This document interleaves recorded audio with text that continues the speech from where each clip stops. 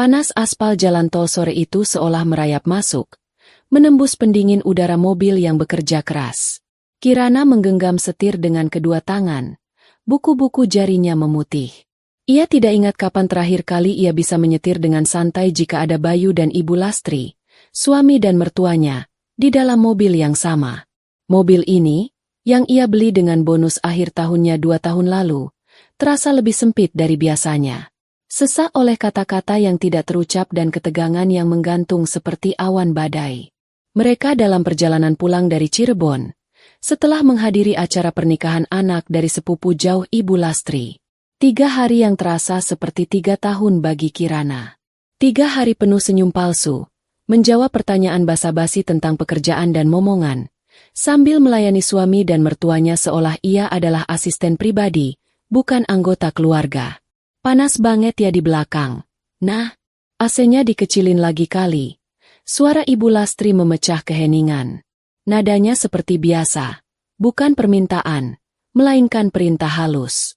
Kirana tidak menjawab, hanya mengulurkan tangan dan memutar knop AC sedikit lebih kencang. Embusan udara dingin langsung terasa lebih kuat. Ia melirik kaca spion tengah, melihat pantulan wajah mertuanya yang sedang mengipasi leher dengan kipas tangan dari anyaman bambu, oleh-oleh dari acara kemarin. Wajah yang selalu terlihat tidak puas. Kamu itu kalau nyetir jangan tegang begitu, dong. Santai saja. Nanti malah celaka. Kali ini Bayu yang bersuara dari kursi penumpang di sebelahnya. Ia baru saja bangun dari tidurnya, meregangkan tubuh dengan malas sambil menguap lebar. Sama sekali tidak peduli pada istrinya yang sudah menyetir tanpa henti selama hampir 3 jam. Kirana menarik napas dalam-dalam, mencoba mencari sisa kesabaran yang mungkin masih terselip di sudut hatinya. Aku tidak tegang, Mas. Aku fokus. Fokus ya fokus. Tapi mukanya jangan ditekuk begitu. Kayak orang punya utang saja, timpal Bayu ringan, sambil meraih ponselnya untuk bermain game.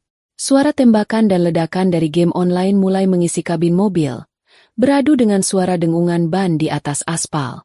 Kirana diam. Percuma menjawab.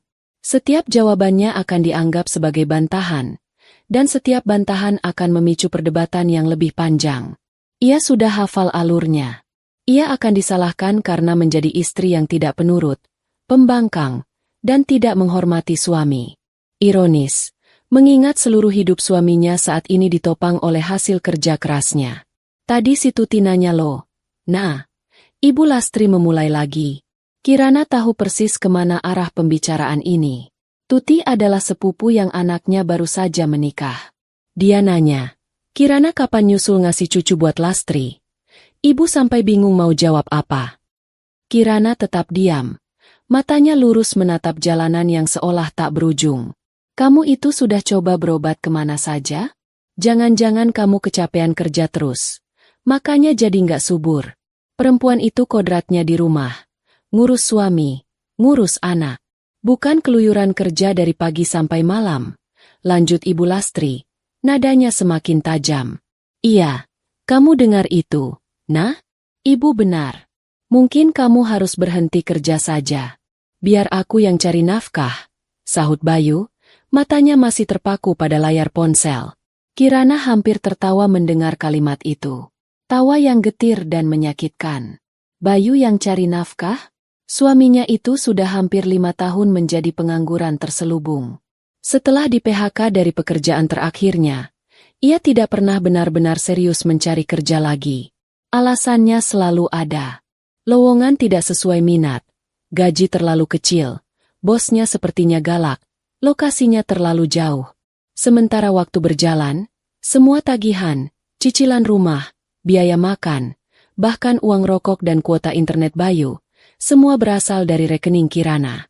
Biaya hidup sekarang mahal. Mas, kalau aku berhenti kerja, kita mau makan apa? Jawab Kirana. Suaranya rendah dan terkendali. Itu kan urusan suami. Kamu sebagai istri tugasnya mendukung dan berdoa. Jangan pesimis begitu. Rezeki itu sudah ada yang atur. Balas Bayu dengan nada menggurui. Seolah ia adalah seorang motivator ulung, bukan seorang pria yang bahkan untuk membeli kopi di rest area tadi pagi masih meminta uang pada istrinya. Betul itu. Lagi pula buat apa punya uang banyak, rumah besar, mobil bagus, kalau rahimnya kering.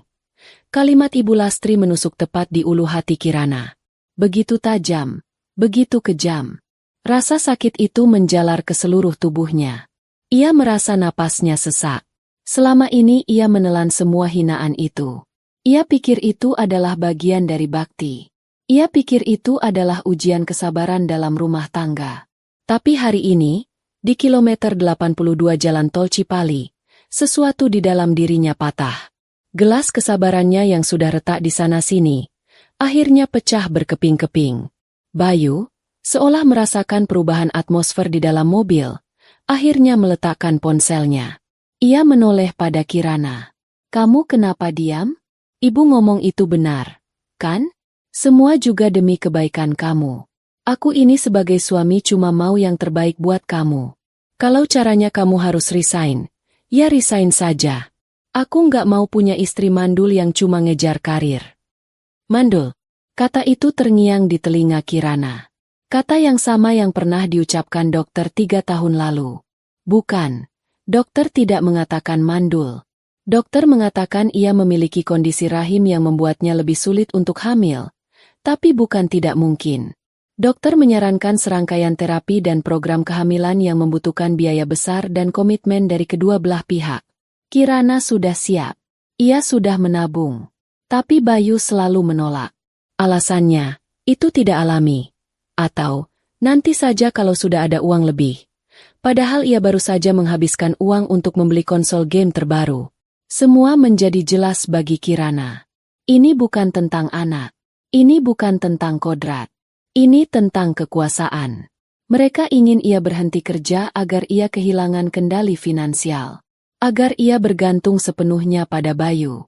Agar ia menjadi lemah dan bisa mereka injak-injak sesuka hati. "Aku ini kepala keluarga. Nah, kamu harus nurut sama aku," lanjut Bayu. Suaranya meninggi. "Kalau aku bilang berhenti kerja, ya kamu berhenti. Jangan membantah terus. Aku sudah muak dengan sikap kamu yang sok mandiri ini."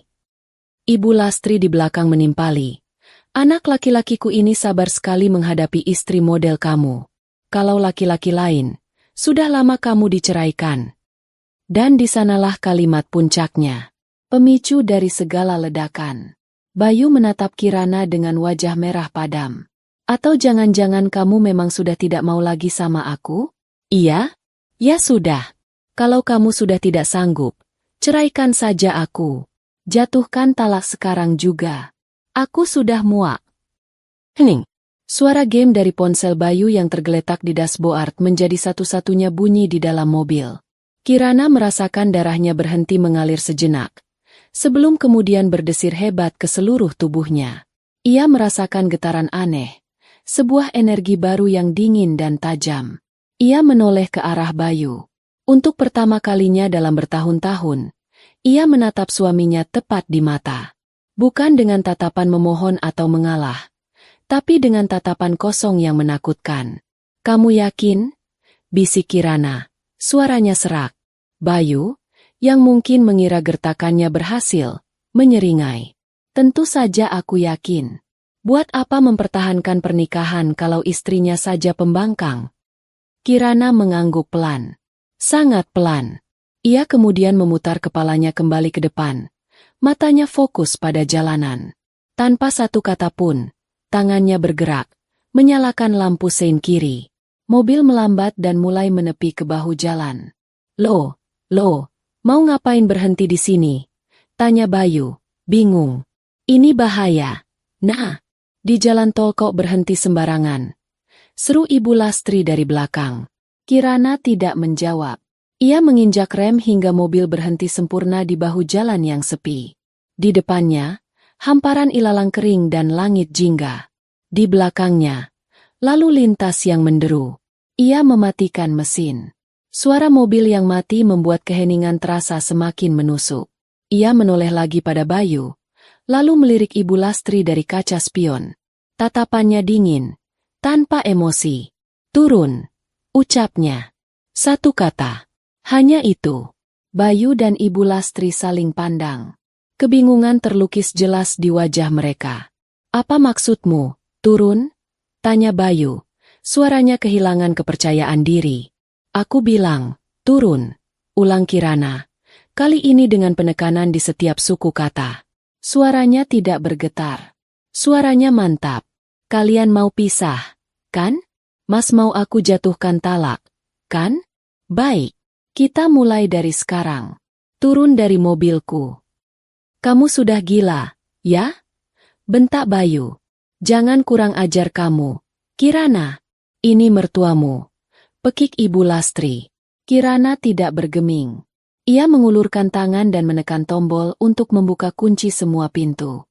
Bunyi, klik. Dari pintu-pintu itu terdengar seperti lonceng keputusan. Aku tidak akan mengulanginya lagi. Turun. Desisnya.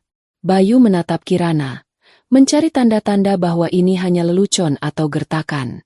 Tapi ia tidak menemukan apapun.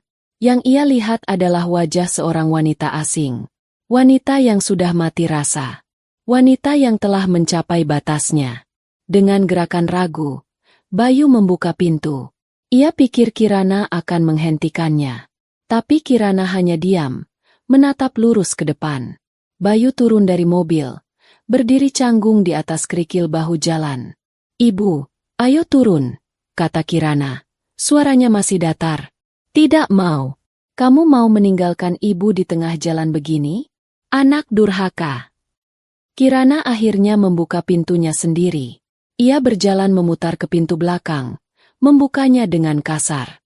Turun, Bu, atau saya yang akan menyeret ibu keluar. Ancaman itu, ditambah dengan tatapan mata Kirana yang mengerikan, membuat nyali Ibu Lastri ciut. Dengan menggerutu dan mengumpat, ia akhirnya turun dari mobil. Ia berdiri di samping Bayu, anaknya, tampak kecil dan kebingungan di tengah luasnya jalan tol. Mereka hanya membawa tas jinjing kecil berisi pakaian kotor. Ponsel Bayu, dompetnya, bahkan botol air minum, semua tertinggal di dalam mobil. Kirana kembali ke kursi pengemudi. Ia menutup pintunya, mengunci semua pintu, dan menyalakan mesin. Ia tidak melihat ke arah mereka. Ia hanya menatap lurus ke depan. Bayu, akhirnya sadar dengan apa yang terjadi, menggedor-gedor kaca jendela. Kirana, buka. Kamu serius? Kirana. Kirana tidak peduli.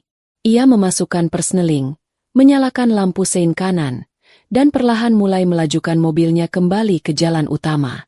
Dari kaca spion, ia bisa melihat dua sosok itu, suaminya dan mertuanya. Mereka berteriak, melambaikan tangan, lalu terlihat marah dan menendang udara. Bayangan mereka semakin kecil, semakin kabur, hingga akhirnya lenyap di telan tikungan dan senja yang mulai temaram. Di kilometer 82, Kirana meninggalkan masa lalunya. Ia meninggalkan beban yang selama ini ia pikul. Ia meninggalkan mereka yang telah menguras jiwa dan raganya. Ia sendirian. Dan untuk pertama kalinya dalam waktu yang sangat lama, ia merasa bebas. Gema sunyi di dalam mobil terasa memekakan telinga. Setelah raungan mesin dan deru angin saat ia kembali memasuki lajur cepat, kini yang tersisa hanyalah dengung monoton pendingin udara. Kursi penumpang di sebelahnya kosong. Kursi belakang juga kosong. Tidak ada lagi suara decakan tidak puas dari Ibu Lastri. Tidak ada lagi suara game online dari ponsel Bayu. Hanya ada Kirana dan pikirannya. Tangannya yang memegang setir mulai bergetar hebat. Bukan lagi getaran karena menahan amarah, tapi getaran setelah ledakan adrenalin yang dahsyat mereda. Kakinya terasa lemas menekan pedal gas. Ia harus menepi. Ia butuh berhenti sejenak. Rest area berikutnya tampak seperti sebuah oase di padang gurun. Kirana membelokkan mobil, mencari tempat parkir paling pojok, jauh dari keramaian. Begitu mesin mobil mati, pertahanannya runtuh. Ia menundukkan kepala di atas setir dan tangisnya pecah. Bukan tangis penyesalan. Bukan tangis kesedihan. Itu adalah tangis kelegaan. Tangis yang membersihkan. Air mata yang mengalir deras itu seolah mencuci habis semua luka, semua kekecewaan, semua rasa sakit yang telah ia pendam selama bertahun-tahun. Ia menangis terseduh-seduh, membiarkan semua emosi yang terkurung itu keluar tanpa sensor, tanpa pengekangan. Bahunya berguncang hebat, napasnya tersengal. Ia menangis untuk gadis naif yang dulu berpikir cinta bisa mengubah segalanya. Ia menangis untuk wanita pekerja keras yang lelahnya tidak pernah dihargai. Ia menangis untuk dirinya sendiri, yang akhirnya menemukan kekuatan untuk berkata, "Cukup." Setelah beberapa menit yang terasa seperti selamanya, tangisnya mereda, menyisakan isakan-isakan kecil. Ia mengangkat kepala, menatap wajahnya yang sembab di kaca spion. Matanya merah, rambutnya sedikit berantakan. Tapi di balik semua itu, ia melihat sesuatu yang sudah lama hilang, seberkas cahaya di matanya. Cahaya perlawanan. Ia meraih ponsel Bayu yang tergeletak di dashboard. Layarnya menyala, menampilkan puluhan panggilan tak terjawab dari nomor yang ia simpan dengan nama, kerabat Mas Bayu. Lalu ia mengambil ponselnya sendiri dari dalam tas. Seperti yang sudah diduga, puluhan notifikasi panggilan dan pesan masuk dari nomor yang sama, juga dari beberapa nomor kerabat lainnya. Ia membaca sekilas beberapa pesan yang muncul di layar notifikasi. "Kirana, kamu di mana? Ibu sama Mas Bayu kamu tinggal." "Nah, angkat teleponnya. Jangan kayak anak kecil. Kamu keterlaluan. Segera kembali jemput mereka." Kirana tersenyum sinis. Begitu cepat mereka menyalahkannya. Tidak ada satupun yang bertanya apa yang sebenarnya terjadi. Tidak ada yang bertanya mengapa ia melakukan itu. Baginya, ini adalah bukti terakhir yang ia butuhkan. Bukti bahwa ia telah membuat keputusan yang benar. Tanpa ragu, ia menekan tombol power di ponselnya, menahannya hingga muncul pilihan untuk mematikan daya. Layar menjadi gelap.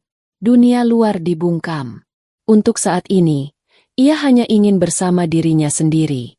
Di sisi lain, puluhan kilometer di belakangnya, Bayu dan Ibu Lastri berdiri di bawah cahaya lampu jalan tol yang baru saja menyala. Wajah mereka yang tadi dipenuhi amarah kini mulai diliputi kepanikan. Deru truk-truk besar yang melintas terasa begitu dekat dan mengancam. Udara malam mulai terasa dingin. "Ini semua gara-gara ibu," bentak Bayu pada ibunya. "Kalau ibu tidak terus-terusan memojokkan Kirana, tidak akan jadi begini." "Loh, kok jadi salah ibu? Kamu yang tadi teriak-teriak minta talak. Ibu kan hanya menasihati." "Dasar anak tidak tahu terima kasih," balas Ibu Lastri, suaranya melengking. Mereka bertengkar, saling menyalahkan, tidak menyadari betapa menyedihkannya pemandangan mereka saat itu. Dua manusia yang terbiasa hidup nyaman, kini terdampar di antah-berantah karena kesombongan mereka sendiri. Bayu mencoba memberhentikan beberapa mobil pribadi, tapi tidak ada yang mau berhenti di bahu jalan tol yang gelap. Mereka mungkin dikira perampok. Rasa lapar mulai melilit perut mereka. Rasa haus membuat tenggorokan kering. Bayu merogoh sakunya, berharap menemukan beberapa lembar uang. Kosong. Dompetnya ada di dalam mobil Kirana. Semua kartunya, KTP-nya, ada di sana. Ia benar-benar tidak punya apa-apa. Sekarang bagaimana? "Yu?" Ibu sudah tidak kuat berdiri. Kaki ibu pegal. Rengek Ibu Lastri. Nyaris menangis. Bayu mengacak-acak rambutnya dengan frustrasi. Ia merasa bodoh. Ia merasa tidak berdaya. Selama ini, selalu ada Kirana yang bisa diandalkan. Kirana yang akan memesan taksi online. Kirana yang akan membayar makanan. Kirana yang akan menyelesaikan semua masalah. Kini, Kirana telah pergi. Dan ia baru sadar, tanpa Kirana, ia bukan siapa-siapa. Setelah hampir 2 jam terdampar, sebuah mobil patroli jalan raya akhirnya melihat mereka dan berhenti. Dengan perasaan malu yang luar biasa, Bayu menceritakan versi ceritanya yang sudah dimodifikasi, mengatakan bahwa mereka bertengkar dan istrinya pergi begitu saja. Petugas yang baik hati itu akhirnya membawa mereka ke gerbang tol terdekat. Dari sana, Bayu terpaksa menelepon sepupunya, meminjam uang untuk ongkos pulang ke Jakarta. Perjalanan pulang mereka terasa seperti sebuah perjalanan penebusan dosa yang memalukan. Sementara itu, Kirana sudah kembali melanjutkan perjalanannya. Suasana hatinya jauh lebih tenang. Pikirannya lebih jernih. Keheningan di dalam mobil tidak lagi terasa memekakan, melainkan menenangkan. Keheningan ini adalah ruang. Ruang untuk berpikir. Ruang untuk merasakan. Sepanjang sisa perjalanan, kepingan-kepingan memori mulai berputar di kepalanya seperti film lama. Ia melewati sebuah papan iklan besar yang menampilkan apartemen mewah. Ia teringat malam ketika ia dengan antusias menunjukkan brosur rumah yang ingin ia beli kepada Bayu. Saat itu ia baru saja mendapat promosi besar. "Ini investasi kita, Mas, buat masa depan," katanya penuh harap. Bayu hanya melirik sekilas, lalu kembali bermain game. "Terserah kamu saja. Kamu yang punya uang," jawabnya acuh tak acuh. Keesokan harinya, saat mengurus booking fee, hanya ada namanya sendiri di formulir itu. Bayu menolak ikut dengan alasan, malas berurusan dengan bank. Beberapa kilometer kemudian, ia melihat sebuah restoran keluarga yang ramai. Ingatannya melayang pada hari ulang tahun Ibu Lastri tahun lalu. Kirana yang baru saja menerima bonus, memutuskan untuk mentraktir makan malam di sebuah restoran mahal. Ia mengundang seluruh keluarga besar Bayu. Ia ingin membuat mertuanya senang. Tapi sepanjang malam, yang ia dengar hanyalah keluhan. "Kok steaknya agak keras, ya?" Atau, "Minumannya kurang manis." Atau, "Pelayanannya lama sekali." Puncaknya, saat tagihan datang dan Kirana yang membayarnya dengan kartu kredit, Ibu Lastri berbisik pada kerabat di sebelahnya, cukup keras untuk didengar Kirana. "Beginilah kalau punya menantu banyak uang, sombongnya bukan main." Malam itu, Kirana menangis diam-diam di kamar mandi restoran. Ia melirik kursi penumpang yang kosong di sebelahnya, tempat di mana Bayu biasa duduk. Ia ingat betapa sering ia menjemput Bayu di kafe atau tempat futsal sampai larut malam setelah ia selesai lembur. Bayu akan masuk ke mobil dengan bau keringat atau rokok, lalu langsung tertidur, sementara Kirana harus berjuang melawan kantuk untuk menyetir pulang. Tidak pernah ada ucapan terima kasih. Tidak pernah ada pertanyaan, "Kamu lelah?" Yang ada hanyalah, "Besok pagi bangunin aku agak siang ya, capek banget." Semua kenangan itu, yang dulu ia anggap sebagai kerikil-kerikil kecil dalam pernikahan, kini terlihat seperti batu-batu besar yang telah ia panggul di punggungnya. Ia baru sadar betapa berat bebannya selama ini. Ia telah bekerja keras untuk membangun sebuah rumah, tapi ia adalah satu-satunya yang meletakkan batu bata. Yang lain hanya menumpang berteduh, sambil terus-menerus mengeluh atapnya kurang tinggi atau lantainya kurang bersih. Ketika mobilnya memasuki gerbang kompleks perumahan, hatinya terasa aneh. Ini adalah rumahnya. Rumah yang ia bayar cicilannya setiap bulan. Rumah yang perabotannya ia pilih satu persatu. Tapi selama ini, rumah itu tidak pernah terasa seperti miliknya. Selalu ada aturan tak tertulis yang dibuat oleh Ibu Lastri setiap kali menginap. Selalu ada jejak kemalasan Bayu di setiap sudut. Ia memarkir mobil di garasi. Ia duduk diam sejenak, menatap rumah bercat putih gading itu. Rumahnya. Malam ini, untuk pertama kalinya, ia akan merebutnya kembali. Ia keluar dari mobil, berjalan dengan langkah mantap ke pintu depan. Membuka pintu, dan melangkah masuk. Udara di dalam rumah terasa berbeda. Lebih ringan. Ia meletakkan kunci mobil di atas meja, menendang lepas high heels-nya, dan merebahkan diri di sofa empuk di ruang tengah. Ia menatap langit-langit, kosong dan putih, seperti hidupnya yang akan datang. Sebuah kanvas kosong yang bisa ia lukis sesuka hatinya. Tidak akan ada lagi yang mendikte warna apa yang harus ia gunakan. Tidak akan ada lagi yang mengkritik goresan kuasnya. Getaran dari ponsel Bayu yang ia letakkan di meja membuyarkan lamunannya. Ia mengambilnya. Ada pesan baru dari nomor yang sama. "Bayu, kamu di mana? Ini aku sama ibu sudah sampai di gerbang tol. Jemput." Kirana membaca pesan itu. Tidak ada rasa iba. Tidak ada rasa bersalah. Yang ada hanyalah perasaan datar. Ia meletakkan kembali ponsel itu. Itu bukan lagi urusannya. Ia bangkit, berjalan ke dapur, dan membuka kulkas. Ia mengambil sebotol air dingin dan meneguknya hingga setengah. Rasanya begitu menyegarkan. Ia kemudian mengambil ponselnya sendiri, menyalakannya kembali, dan langsung membuka aplikasi kontaknya. Ia mencari nomor tukang kunci langganannya. Halo, Pak. Selamat malam. Maaf mengganggu. Bisa datang ke perumahan Permata Hijau sekarang? Saya mau ganti semua kunci di rumah. Keputusan telah dibuat.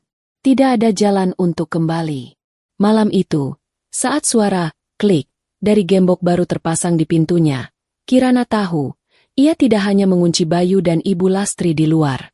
Ia juga mengunci masa lalunya yang kelam dan membuka pintu untuk masa depannya yang cerah. Ia sendirian di dalam rumah besar itu, tetapi ia tidak pernah merasa lebih aman dan lebih utuh. Malam itu, untuk pertama kalinya, Kirana tidur di tengah-tengah ranjang berukuran king size miliknya. Ia tidak lagi meringkuk di salah satu sisi, menyisakan ruang kosong yang luas untuk Bayu, suaminya yang seringkali baru naik ke tempat tidur jauh lewat tengah malam setelah puas bermain game. Malam ini, ia meregangkan seluruh anggota badannya, merasakan sejuknya spray di kulitnya, memeluk guling dengan leluasa. Ia tidur nyenyak, lebih nyenyak dari tidurnya selama 5 tahun terakhir. Tanpa mimpi. Pagi datang menyapanya bukan dengan keluhan Bayu yang sulit bangun atau omelan Ibu Lastri tentang sarapan, melainkan dengan keheningan yang damai dan sinar matahari yang menerobos masuk dari celah gorden. Kirana membuka matanya perlahan. Selama beberapa detik ia merasa bingung, otaknya mencoba memproses kekosongan di sekitarnya. Lalu ia teringat. Kejadian di jalan tol. Telepon pada tukang kunci. Keputusan yang telah ia buat. Sebuah senyum kecil tersungging di bibirnya. Ia tidak merasa menyesal. Ia tidak merasa bersalah. Ia merasa ringan. Ia bangkit dari tempat tidur dan berjalan tanpa alas kaki di atas lantai parket yang sejuk. Langkahnya membawanya ke depan lemari pakaian yang besar dan tinggi. Lemari ini adalah saksi bisu. Ia membuka pintu di sisi kanan, sisi miliknya. Deretan blus kerja, gaun, dan pakaian kasual yang ia beli dengan uangnya sendiri tergantung rapi. Semua terawat, semua tertata. Lalu, ia membuka pintu di sisi kiri, sisi milik Bayu. Pemandangan di hadapannya membuatnya berhenti sejenak. Deretan kemeja bermerek, koleksi jaket kulit dan denim, tumpukan kaos-kaos mahal. Di rak bawah, berjejer sepatu sneakers edisi terbatas dan sepatu pantofel kulit yang harganya bisa untuk membayar cicilan rumah selama sebulan. Hampir semua barang di situ adalah pemberiannya. Hadiah ulang tahun, hadiah, hiburan, karena Bayu gagal mendapat pekerjaan, atau sekadar dibeli karena Bayu merajuk melihat temannya punya barang baru. Ingatannya melayang ke sebuah sore di mal mewah, sekitar setahun yang lalu. Bayu menarik tangannya masuk ke sebuah butik pria ternama. Sayang, lihat deh jaket ini. Keren banget. Cocok buat aku kalau nanti interview di perusahaan multinasional. Katanya dengan mata berbinar. Kirana melirik label harganya dan hampir tersedak. Harganya setara dengan gajinya selama 2 minggu. Mas, ini terlalu mahal, bisiknya. Wajah Bayu langsung berubah masam. Ya ampun, nah. Kamu ini perhitungan banget sama suami sendiri. Aku kan minta ini buat menunjang penampilan, biar kelihatan profesional. Ini juga demi masa depan kita, kan? Kalau aku dapat kerjaan bagus, kamu juga yang senang. Logika yang diputar-balikan itu selalu berhasil. Kirana, yang saat itu masih dibutakan oleh harapan bahwa suaminya akan berubah, akhirnya menggesek kartu kreditnya. Jaket itu dibeli. Tapi tentu saja, tidak pernah ada panggilan interview di perusahaan multinasional. Jaket itu hanya dipakai beberapa kali untuk pamer di kafe bersama teman-temannya, yang notabene juga sering ia yang bayari tagihannya. Kirana mengulurkan tangan, menyentuh lengan jaket kulit yang terasa lembut itu. Ia tidak merasakan apa-apa. Tidak ada lagi rasa sakit hati atau penyesalan. Yang ada hanyalah kesadaran yang dingin dan jernih. Ia telah menabur di ladang yang salah. Ia telah menyirami tanaman parasit. Ia menutup pintu lemari itu dengan pelan. Ia tidak akan membuang barang-barang itu. Ia akan mengemasnya. Semua adalah milik Bayu. Dan Bayu harus mengambilnya. Langkahnya berlanjut ke dapur. Dapur yang bersih dan modern ini adalah impiannya. Ia yang merancangnya sendiri. Ia membayangkan akan menghabiskan akhir pekan di sini. Mencoba resep-resep baru bersama Bayu. Sebuah angan-angan yang tidak pernah terwujud. Bagi Bayu, dapur adalah wilayah kekuasaan Kirana. Ia tidak pernah sekalipun menawarkan bantuan, bahkan untuk sekadar mencuci piring bekas makannya sendiri. Yang lebih sering berada di dapur ini justru Ibu Lastri. Setiap kali ia datang berkunjung, yang bisa berlangsung selama berminggu-minggu. Tapi kedatangannya bukan untuk membantu, melainkan untuk menginspeksi. Kirana membuka laci bumbu. Semua stoples tertata rapi sesuai abjad. Ia ingat komentar pedas Ibu Lastri saat pertama kali melihatnya. Kamu ini kayak orang mau buka toko kelontong saja. Semuanya dilabeli. Kaku sekali. Ibu dulu kalau masak, ya pakai perasaan saja. Makanya masakan ibu lebih enak, lebih ada jiwanya. Lalu, Ibu Lastri akan mulai memasak, yang artinya menyuruh Kirana melakukan semua pekerjaan persiapan, mulai dari mengupas bawang hingga membersihkan ikan, sementara Ibu Lastri hanya duduk di meja makan sambil memberi instruksi. Setelah masakan jadi, ia akan dengan bangga menyajikannya pada Bayu. Ini, nak, masakan ibu. Makan yang banyak. Pasti kamu kangen masakan rumah, kan? Masakan istri zaman sekarang mana ada yang seenak ini. Bayu akan makan dengan lahap, memuji ibunya setinggi langit, tanpa pernah sekalipun melirik Kirana yang kelelahan dan berkeringat di sudut dapur, membersihkan semua kekacauan yang ditinggalkan ibu mertuanya. Kirana mengambil sebuah panci kecil, mengisinya dengan air, dan meletakkannya di atas kompor. Ia membuka lemari kabinet dan menemukan sebungkus mie instan. Sudah berbulan-bulan ia tidak memakannya. Bayu dan Ibu Lastri menganggapnya makanan tidak sehat, makanan orang susah. Ironisnya, mereka tidak pernah berkontribusi sepeser pun untuk membeli bahan makanan sehat yang selalu mereka tuntut. Sambil menunggu air mendidih, ia bersandar di meja dapur. Matanya menatap sebuah bingkai foto digital di atas kulkas. Foto itu menampilkan slideshow kenangan mereka. Ada foto pernikahan mereka. Kirana tampak begitu bahagia. Matanya memancarkan cinta dan harapan. Bayu tersenyum lebar di sampingnya. Tampak gagah dan menjanjikan. Siapa sangka, di balik senyum itu, tersembunyi kemalasan dan rasa berhak yang begitu besar. Lalu muncul foto saat mereka liburan ke Bali, 3 tahun lalu. Liburan itu sepenuhnya dibiayai dari bonus Kirana. Kirana ingat ia harus bekerja gila-gilaan selama 3 bulan untuk mencapai target, demi bisa mewujudkan keinginan Bayu berlibur ke Bali. Selama di sana, Bayu hanya bersantai, sementara Kirana yang terus-menerus memegang ponsel, sesekali membalas email pekerjaan yang mendesak. Kamu ini niat liburan nggak, sih? Kerjaan terus yang dipikirin, tegur Bayu saat itu, tanpa sedikit pun rasa bersalah. Foto berganti lagi. Kali ini foto saat acara syukuran rumah baru mereka. Rumah ini. Di foto itu, Kirana dan Bayu berdiri diapit oleh kedua orang tua mereka. Ayah dan ibu Kirana tersenyum bangga. Sementara Ibu Lastri, meskipun tersenyum ke arah kamera, tangannya erat memegang lengan Bayu, seolah ingin menegaskan bahwa rumah itu adalah milik anaknya, bukan menantunya. Setelah acara itu, saat semua tamu sudah pulang, Ibu Lastri menarik Kirana ke samping. Nah, Ibu mau kasih nasihat. Sekarang kalian sudah punya rumah sendiri. Ingat, rumah ini milik Bayu. Kamu di sini numpang sama suami. Jadi, kamu harus pintar-pintar melayani suami. Jangan sampai karena kamu sibuk kerja, rumah jadi tidak terurus dan suami tidak bahagia. Kirana, yang saat itu masih mencoba menjadi menantu yang baik, hanya bisa mengangguk dan tersenyum kecut. Ia ingin berteriak bahwa setiap batu bata dan kantong semen rumah ini dibeli dari tetesan keringatnya. Bahwa nama yang tertera di sertifikat hak milik adalah namanya. Bahwa Bayu lah yang sebenarnya menumpang padanya. Tapi ia menahan semua itu. Demi menjaga keharmonisan. Demi cinta. Air di panci sudah mendidih. Kirana memasukkan mie, mengaduknya pelan. Aroma bumbu mie instan yang gurih mulai menguar, memenuhi dapur. Aroma yang sederhana, jujur, dan tidak berpura-pura.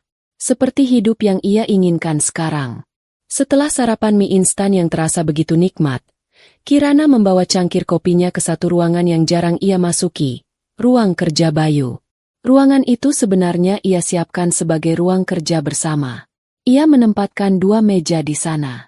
Mejanya rapi, dengan laptop, tumpukan dokumen, dan alat tulis yang tertata. Sementara meja Bayu dipenuhi oleh konsol game, tumpukan kaset game, dan sebuah PC gaming dengan spesifikasi tinggi yang ia rakit setahun lalu. Ini untuk cari kerja, sayang. Untuk update CV, untuk networking di LinkedIn. Begitu alasannya pada Kirana. Tapi ruangan itu tidak pernah dipakai untuk mencari kerja. Ruangan itu adalah gua permainannya. Seringkali, saat Kirana sudah terlelap, Bayu masih berada di sana, berteriak-teriak pada teman-teman virtualnya hingga subuh. Di dinding ruangan itu, tergantung sebuah papan tulis putih. Di sana masih ada sisa tulisan tangan Kirana. Sebuah jadwal program kehamilan yang ia buat 2 tahun lalu. Jadwal konsultasi dokter.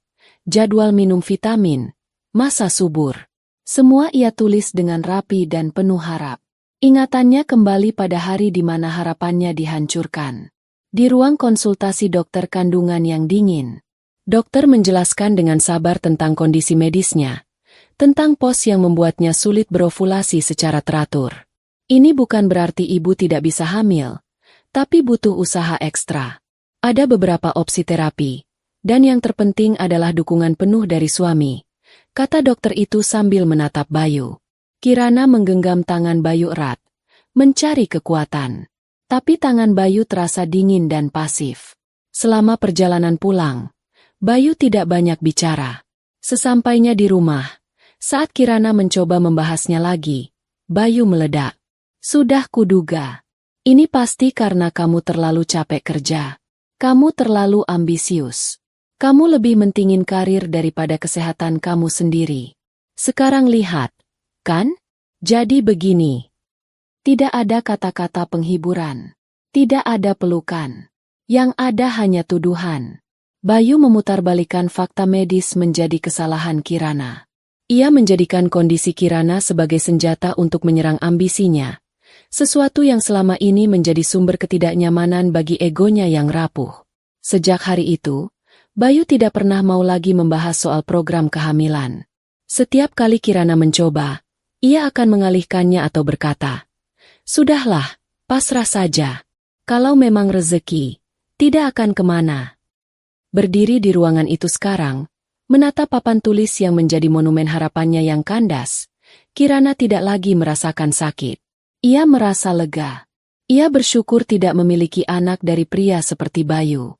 Ia tidak bisa membayangkan membesarkan seorang anak dalam lingkungan yang begitu beracun, dengan seorang ayah yang tidak bisa menjadi teladan.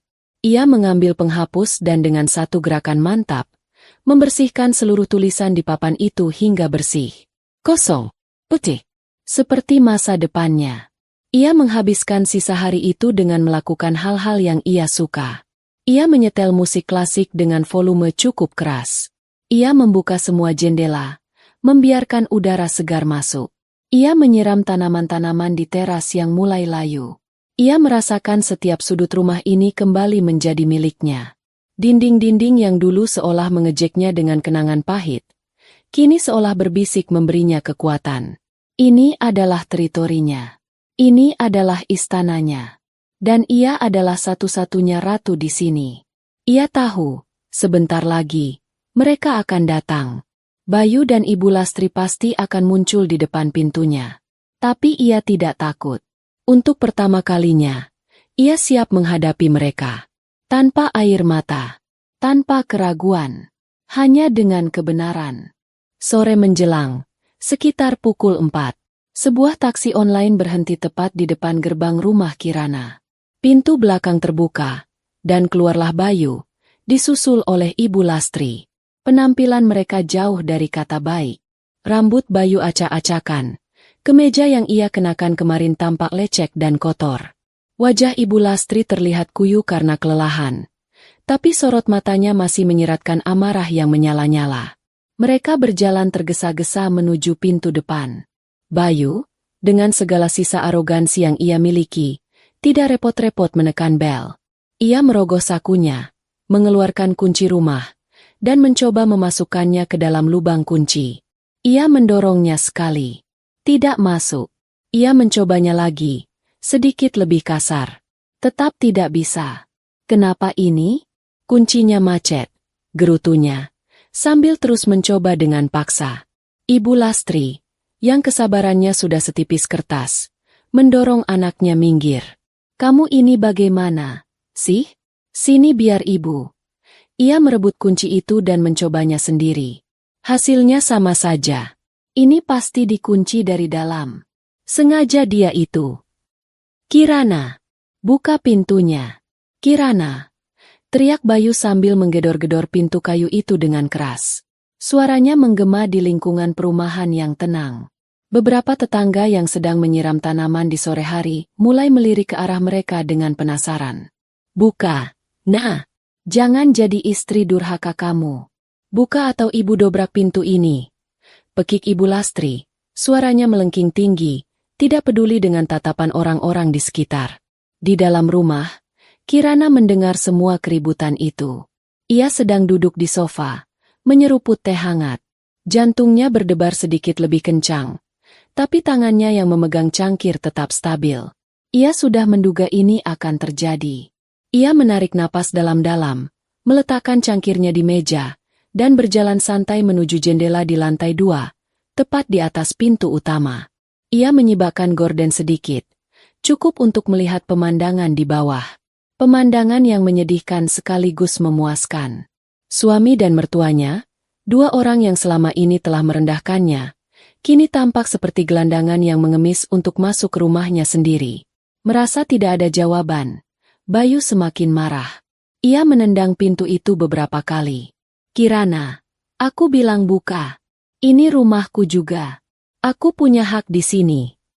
Saat itulah Kirana memutuskan untuk menunjukkan dirinya. Ia membuka jendela itu perlahan. Suara derit kecilnya langsung menarik perhatian Bayu dan Ibu Lastri. Mereka mendongak. Mata mereka membelalak kaget melihat Kirana berdiri di sana, menatap mereka dari atas dengan ekspresi tenang yang tak terbaca. Oh, akhirnya kamu keluar juga. Dasar perempuan tidak tahu diri. Sembur Ibu Lastri, menunjuk-nunjuk ke arah Kirana. Cepat turun dan buka pintunya. Kamu mau membuat kami jadi tontonan tetangga? Hah? Kirana tidak menanggapi amarah mertuanya. Matanya tertuju pada Bayu. Kamu bilang apa tadi, Mas? Ini rumahmu juga? Tanyanya. Suaranya terdengar jelas dan tenang di tengah keributan itu. Tentu saja. Aku ini suamimu. Kepala keluarga. Jawab Bayu dengan suara keras, mencoba mengembalikan kepercayaan dirinya. Kirana tersenyum tipis. Senyum yang tidak mencapai matanya. Maaf, aku harus mengoreksimu. Pertama, sebentar lagi kamu bukan lagi suamiku. Kedua, rumah ini, dari tiang pondasi hingga genteng di atap, dibeli dengan uangku. Nama yang tertera di sertifikatnya adalah Kirana Anindita. Namamu tidak ada di sana. Jadi, kamu tidak punya hak apapun di sini. Kata-kata itu diucapkan dengan begitu tenang dan faktual, menghantam Bayu seperti tamparan keras. Wajahnya memucat. Ia tahu Kirana benar. Ia tidak pernah menyumbang sepeser pun untuk cicilan rumah itu. Jangan dengarkan dia, Yu. Dia cuma mau menakut-nakuti kamu. Hasut Ibu Lastri, meskipun dalam hatinya ia juga tahu kebenarannya. Kirana mengabaikannya. Kalian tidak bisa masuk. Lanjutnya. Gemboknya sudah kuganti tadi malam. Apa? Kamu ganti gemboknya? Kamu mengusir kami? Raung Bayu, tidak percaya dengan apa yang didengarnya. Aku tidak mengusir, jawab Kirana dengan sabar, seolah sedang menjelaskan pada anak kecil. Aku hanya mengambil kembali apa yang menjadi milikku. Kalian yang memilih untuk pergi. Ingat? Kemarin, di kilometer 82, Mas yang meminta talak.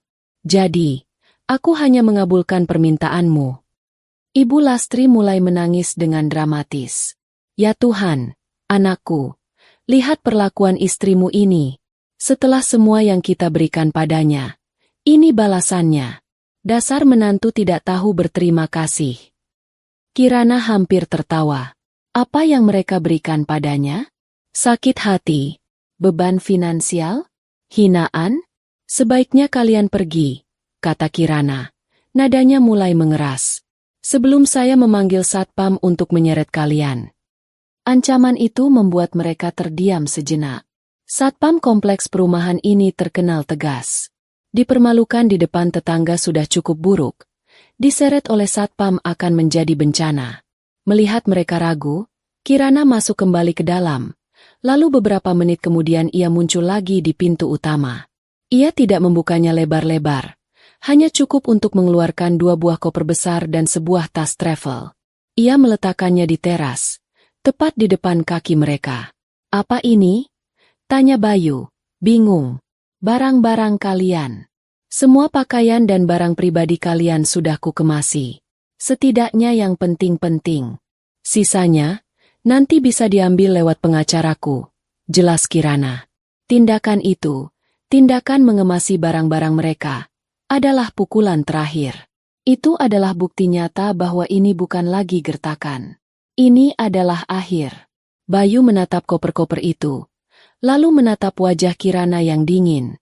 Semua sisa amarahnya seolah menguap, digantikan oleh kepanikan yang dingin. Nah, Kirana, tolonglah, jangan begini. Suaranya melunak, berubah menjadi rengekan. Kita bisa bicarakan ini baik-baik. Aku minta maaf. Kemarin aku emosi. Sudah terlambat untuk minta maaf, Mas. Balas Kirana. Emosimu kemarin hanya menunjukkan apa yang sebenarnya ada di hatimu selama ini. Bayu mencoba meraih tangan Kirana. Tapi Kirana mundur selangkah, menjaga jarak di antara mereka yang dipisahkan oleh daun pintu. Dan untuk memastikan kamu tidak bisa menggangguku lagi, kata Kirana sambil mengeluarkan ponselnya. Ia menunjukkan sebuah layar. Rekening bersama sudah kubekukan. Semua kartu kredit tambahan atas namamu sudah kublokir. Dan nomor ponselmu.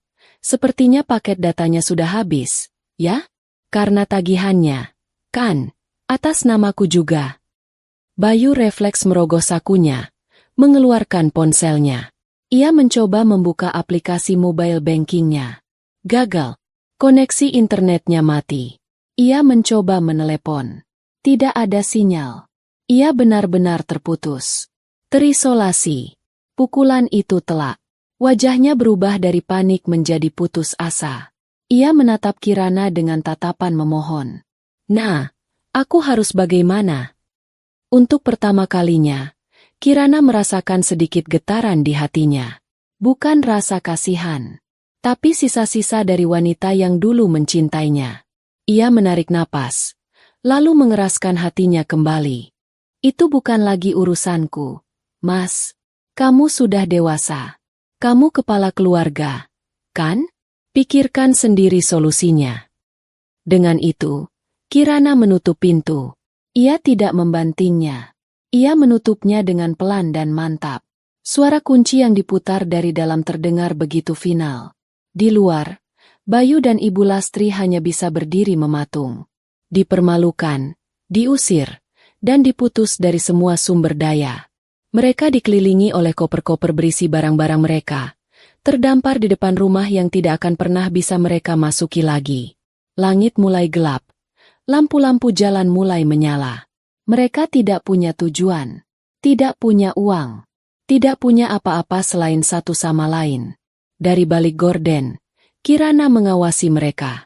Ia melihat Bayu akhirnya terduduk lemas di atas salah satu koper, menundukkan kepalanya dalam-dalam. Ibu Lastri tampak kebingungan, mondar-mandir sebelum akhirnya ikut duduk di samping anaknya. Mereka terlihat kecil dan kalah. Kirana tidak merasakan kemenangan. Ia hanya merasakan kelegaan yang luar biasa.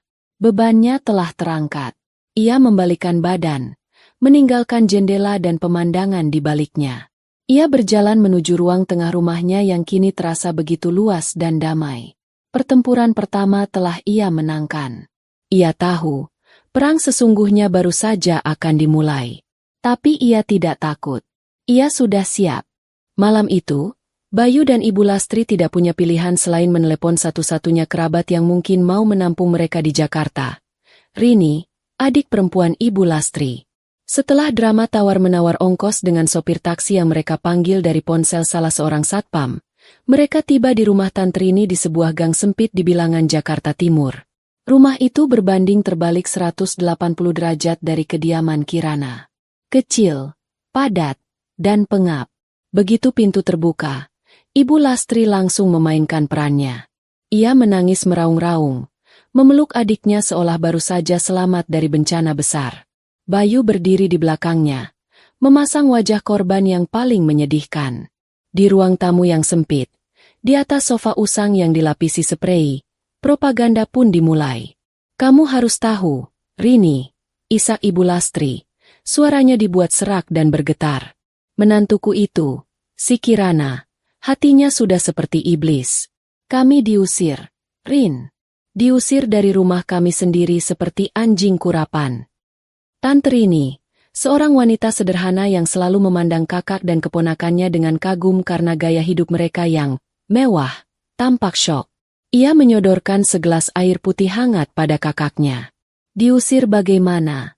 Mbak Yu? Ada masalah apa? Masalahnya itu dia sudah jadi perempuan sombong. Sahut Bayu dengan cepat, mengambil alih cerita. Sejak karirnya bagus, dia jadi lupa daratan. Dia tidak lagi menghormati aku sebagai suami. Ibu menasihatinya baik-baik. Dia malah marah. Puncaknya kemarin, hanya karena masalah sepele di mobil, dia tega menurunkan aku dan ibu di tengah jalan tol.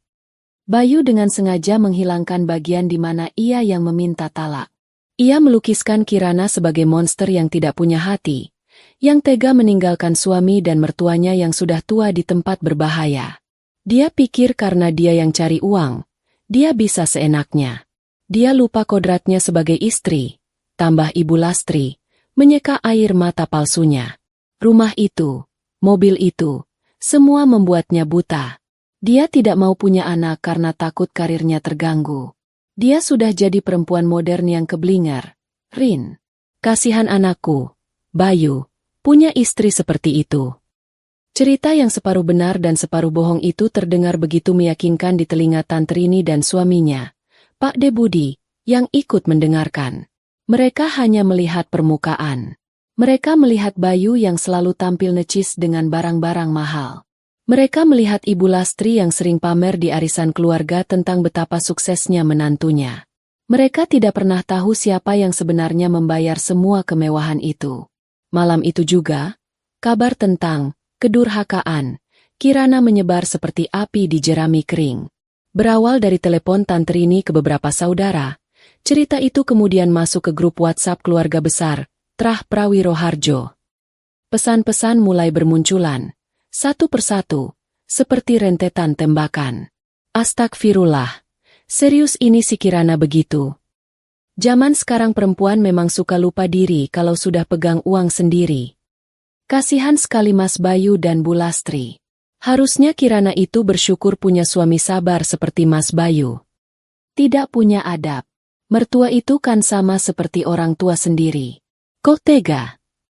Kirana, yang baru saja selesai membersihkan diri dan hendak beristirahat, merasakan ponselnya bergetar tanpa henti. Ia melirik layarnya. Puluhan notifikasi dari grup keluarga yang sudah lama tidak ia buka. Rasa penasaran membuatnya membuka aplikasi itu. Dan di sanalah ia melihatnya. Pembantaian karakternya sedang berlangsung secara digital. Ia membaca setiap pesan dengan hati yang anehnya tidak lagi sakit. Ia hanya merasa lelah. Betapa mudahnya orang-orang ini menghakiminya tanpa mendengar ceritanya. Betapa cepatnya mereka memihak pada narasi yang paling dramatis. Tak lama kemudian, sebuah panggilan masuk. Dari Pak Deharto, kakak tertua dari pihak ayahnya Bayu, sesepuh yang paling dihormati di keluarga. Kirana menarik napas panjang sebelum menjawabnya. Assalamualaikum, Pak De. Waalaikumsalam. Kirana, Pak De dengar kabar tidak enak dari Rini. Apa benar kamu mengusir Bayu dan ibunya dari rumah? Suara di seberang telepon terdengar berat dan menuntut. Saya tidak mengusir, Pak De. Saya hanya meminta mereka meninggalkan rumah saya, jawab Kirana, memilih katanya dengan hati-hati. Loh, apa bedanya? Itu kan rumah kalian bersama. Rumah tangga itu kalau ada masalah diselesaikan baik-baik. Jangan main usir-usiran begitu. Itu aib. Nah, aib keluarga besar. Pak D, masalah ini sudah terlalu rumit untuk diselesaikan baik-baik, kata Kirana. Suaranya tetap tenang. Tidak ada yang tidak bisa diselesaikan. Kamu sebagai istri harusnya bisa lebih mengalah. Turunkan egomu sedikit. Minta maaf sama suamimu. Jemput dia dan ibunya. Jangan perpanjang masalah. Kasihan mereka sekarang harus menumpang di rumah Rini yang sempit. Kirana terdiam sejenak. Ia membayangkan dirinya melakukan itu. Menjemput mereka, membawa mereka kembali ke rumah. Dan semuanya akan kembali seperti semula. Ia akan kembali menjadi sapi perah, menjadi pelayan, menjadi target hinaan. Perutnya terasa mual membayangkannya. Tidak bisa, Pak D. Keputusan saya sudah bulat. Jawabnya dengan tegas. Kirana, jangan keras kepala. Kamu mau jadi janda? Mau jadi omongan orang? Pikirkan lagi baik-baik. Suara Pak D. Harto meninggi. Terima kasih atas nasihatnya, Pak D. Tapi ini hidup saya. Saya yang menjalani. Saya tahu apa yang terbaik untuk saya. Assalamualaikum. Kirana menutup teleponnya sebelum Pak D. Harto sempat menjawab. Tangannya sedikit gemetar. Melawan arus keluarga besar membutuhkan kekuatan yang luar biasa. Ia mematikan notifikasi dari grup WhatsApp itu dan melempar ponselnya ke sofa. Ia butuh udara. Saat itulah sebuah panggilan lain masuk. Kali ini dari Alia, adiknya. Kirana ragu sejenak, takut akan menerima ceramah yang sama. Tapi ia akhirnya mengangkatnya. Mbak? Mbak Kirana baik-baik saja? Suara Alia terdengar cemas, bukan menghakimi. Iya, Al. Aku baik-baik saja. Jawab Kirana. Suaranya sedikit serak. Aku nggak percaya semua omongan di grup keluarga. Pasti ada ceritanya. Mbak nggak apa-apa, kan? Butuh teman. Mendengar kalimat sederhana itu, pertahanan Kirana sedikit goyah. Setetes air mata jatuh di pipinya. Air mata haru. Di tengah badai penghakiman, ada satu tangan yang terulur padanya. Aku tidak apa-apa, Dek. Aku hanya lelah, bisiknya. Istirahat ya, Mbak. Jangan pikirkan omongan mereka. Aku di pihak Mbak. Kalau butuh apa-apa, telepon aku kapan saja. Jangan sungkan. Panggilan itu seperti balsam yang menenangkan luka. Kirana sadar, ia tidak sepenuhnya sendirian. Dukungan dari adiknya memberinya kekuatan baru. Ia tidak akan membiarkan propaganda keluarga itu meruntuhkannya. Ia harus bergerak, mengambil langkah nyata untuk melindungi dirinya sendiri. Keesokan paginya, setelah malam yang penuh gejolak emosi, Kirana berdandan lebih rapi dari biasanya. Ia mengenakan blazer terbaiknya, menyapukan riasan tipis di wajahnya untuk menutupi sisa lelah. Ia punya janji temu penting. Ia melajukan mobilnya ke sebuah gedung perkantoran di pusat kota. Di lobi, ia membaca papan nama sebuah firma hukum, Laras O Partners. Ia sudah membuat janji dengan Bu Larasati, seorang pengacara wanita yang direkomendasikan oleh sahabatnya, yang terkenal tajam dan berspesialisasi dalam kasus perceraian dan hak-hak perempuan. Di dalam ruangan yang sejuk dan didominasi warna krem, Kirana duduk berhadapan dengan Bu Laras, seorang wanita berusia akhir 30-an dengan tatapan mata yang cerdas dan penuh empati. Jadi, Bu Kirana, bisa ceritakan apa yang terjadi? Tanya Bu Laras dengan lembut. Dan Kirana pun bercerita. Ia menceritakan semuanya.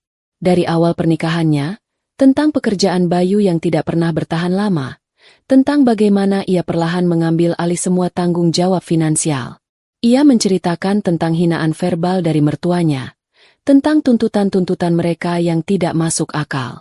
Ia menceritakan tentang masalah kesuburannya yang dijadikan senjata untuk menyudutkannya. Ia menunjukkan bukti-bukti yang sudah ia siapkan. Slip gajinya selama 5 tahun terakhir, laporan rekening koran, bukti cicilan rumah dan mobil, bahkan beberapa tagihan kartu kredit Bayu yang ia bayarkan. Bu Laras mendengarkan dengan saksama, sesekali membuat catatan, tanpa menyela. Wajahnya menunjukkan pemahaman yang mendalam. Akhirnya, Kirana sampai pada puncak ceritanya. Kejadian di kilometer 82. Suami saya yang meminta talak, Bu. Jadi saya kabulkan permintaannya, kata Kirana, mengakhiri ceritanya. Bu Laras mengangguk pelan. Ia menatap Kirana dengan tatapan kagum. Ibu adalah wanita yang sangat kuat. Dan ibu sudah melakukan hal yang benar dengan datang ke sini. Bu Laras kemudian menjelaskan langkah-langkah hukum yang harus mereka ambil. Mengajukan gugatan cerai ke pengadilan agama. Menyiapkan semua bukti kepemilikan aset untuk sidang harta gonogini, yang menurutnya akan sangat mudah dimenangkan oleh pihak Kirana. Ia juga menyarankan untuk mengajukan permohonan perlindungan dari segala bentuk intimidasi. Mereka pasti akan mencoba berbagai cara untuk menekan ibu secara psikologis. Lewat keluarga. Mungkin juga lewat teman-teman. Ibu harus kuat. Mulai sekarang, serahkan semua komunikasi yang berkaitan dengan masalah ini pada saya. Jangan ladeni mereka secara langsung. Nasihat Bu Laras. Keluar dari kantor pengacara itu, Kirana merasa beban di pundaknya terangkat separuh. Ia tidak lagi berjuang sendirian. Kini ia punya perisai hukum. Ia punya amunisi berupa fakta dan bukti. Propaganda murahan dari keluarga suaminya tidak akan lagi mempan terhadapnya. Ia menyerahkan surat kuasa pada Bu Laras, memberinya wewenang penuh untuk mewakilinya. Perang mungkin baru dimulai, tapi ia sudah memiliki seorang jenderal yang cerdas di pihaknya. Dan itu sudah lebih dari cukup. Kehidupan di rumah Tante Rini terasa seperti di neraka bagi Bayu. Ia harus berbagi kamar sempit dengan dua sepupunya yang masih remaja. Tidak ada lagi pendingin udara. Yang ada hanya kipas angin berisik yang memutar udara panas. Tidak ada lagi privasi. Setiap hari ia harus mendengar omelan Tante Rini yang pasif-agresif tentang tagihan listrik yang membengkak atau persediaan beras yang cepat habis. Ibu Lastri pun tidak lebih baik. Statusnya sebagai kakak ipar yang kaya raya telah luntur. Kini ia tak lebih dari seorang pengungsi yang merepotkan. Ia tidak bisa lagi memerintah sesuka hati. Di rumah adiknya, ia harus ikut membantu pekerjaan rumah, sesuatu yang sudah lama tidak ia lakukan. Bayu semakin frustrasi. Uang yang ia pinjam dari sepupunya saat di jalan tol sudah menipis. Ia tidak punya sumber penghasilan. Harga dirinya hancur lebur. Dalam keputusasaan,nya ia teringat pada satu-satunya aset yang ia pikir masih ia miliki. Kartu asnya. Namanya Siska. Seorang resepsionis di sebuah pusat kebugaran elit yang beberapa kali ia kunjungi, tentu saja dengan kartu keanggotaan yang dibayarkan Kirana. Siska masih muda, cantik, dan tampak begitu memujanya. Bayu seringkali mentraktirnya makan atau membelikannya hadiah-hadiah kecil, menciptakan citra dirinya sebagai seorang eksekutif muda yang sukses dan mapan. Siska adalah alasan mengapa ia begitu percaya diri meminta cerai dari Kirana. Dalam fantasinya, ia akan menceraikan Kirana, mendapatkan setengah dari harta kekayaan istrinya itu, lalu memulai hidup baru yang menyenangkan bersama Siska. Dengan sisa kepercayaan diri yang ia punya, Bayu menghubungi Siska dari ponsel Tante Rini. Halo, Siska? Ini aku, Bayu. Maaf ya beberapa hari ini nggak ada kabar. HP-ku lagi rusak. Ia memulai dengan kebohongan. Oh, Mas Bayu. Iya nih, aku tungguin kabarnya. Kemana aja? Suara manja Siska di seberang telepon seketika membangkitkan semangat Bayu. Biasa, ada urusan keluarga sedikit. Kamu ada waktu nggak sore ini? Kita ketemuan yuk. Ada sesuatu yang penting yang mau aku omongin. Wah, kebetulan aku shift pagi. Sore ini kosong. Boleh. Mau ketemuan di mana, Mas? Bayu terdiam sejenak. Ia tidak mungkin mengajak Siska bertemu di kafe mahal seperti biasanya. Ia tidak punya uang. Otaknya bekerja cepat. Di food court mall biasa saja, ya? Aku lagi pengen makan soto di sana. Ia mencoba membuatnya terdengar biasa saja. Oke, Mas. Sampai ketemu nanti sore ya. Sore itu, Bayu meminjam sedikit uang dari ibunya dengan alasan untuk melamar kerja. Ia menempuh perjalanan yang terasa begitu panjang dan melelahkan dengan bus Transjakarta yang padat. Ia yang terbiasa menyetir mobil pribadi dengan nyaman, kini harus berdesak-desakan dan mencium berbagai macam aroma keringat. Ini adalah tamparan pertama dari realitas. Ia tiba di mal lebih dulu. Ia memilih meja di pojok, memesan segelas es teh manis, dan menunggu dengan gelisah. Tak lama kemudian, Siska datang. Penampilannya seperti biasa, modis dan menarik. Ia duduk di hadapan Bayu sambil tersenyum manis. "Jadi, apa nih yang penting banget sampai harus ketemuan?" tanya Siska, membuka percakapan. Bayu berdeham, mencoba mengumpulkan keberanian. "SIS, aku mau jujur sama kamu. Selama ini kan aku belum pernah cerita soal statusku." Siska mengangkat alisnya, tertarik. "Sebenarnya, aku sudah menikah." Tapi, Bayu buru-buru melanjutkan sebelum Siska sempat bereaksi. "Pernikahanku sudah di ujung tanduk. Aku dan istriku sudah pisah rumah. Kami sedang dalam proses cerai." Siska diam, mencerna informasi itu. Wajahnya tidak menunjukkan keterkejutan, lebih ke arah penasaran. "Oh ya? Kenapa cerai, Mas?" Dia terlalu sibuk sama karirnya. Kami sudah nggak sejalan lagi. Dia nggak bisa ngasih apa yang aku butuhkan sebagai seorang suami, kata Bayu, kembali memainkan peran sebagai korban. Dan sejujurnya, salah satu alasan aku mantap untuk berpisah adalah karena aku sudah menemukan seseorang yang lebih baik. Seseorang yang benar-benar ngertiin aku. Ia menatap Siska dengan tatapan penuh arti. Siska tampak tersipu. "Maksud Mas, aku?" Bayu mengangguk. "Iya, kamu. Setelah proses cerai ini selesai, aku mau kita memulai hubungan yang serius, SIS." Senyum di wajah Siska semakin lebar. Fantasinya tentang hidup enak bersama pria mapan seolah akan menjadi kenyataan. "Proses cerainya bakal lama nggak, Mas? Terus, soal harta gono gini gimana?" Dan disinilah Bayu melakukan kesalahan fatalnya. Didorong oleh ego dan keinginan untuk pamer, ia mulai membual. "Oh, nggak akan lama. Soal harta, kamu tenang saja. Semua aset atas nama kami berdua. Rumah, mobil, tabungan. Pengadilan pasti akan membaginya secara adil. Aku akan dapat bagianku. Kita bisa pakai itu untuk modal hidup baru kita." Siska manggut-manggut. Matanya berbinar membayangkan semua itu. Tapi sebagai seorang wanita yang pragmatis, ia butuh kepastian. "Rumah yang Mas tempati sekarang itu besar ya, Mas? Di daerah mana?" tanyanya, seolah basa-basi. "Di perumahan Permata Hijau. Tapi, untuk sementara ini, selama proses cerai, aku tinggal di rumah tanteku dulu, biar nggak makin runyam situasinya," jawab Bayu, mencoba terdengar bijaksana.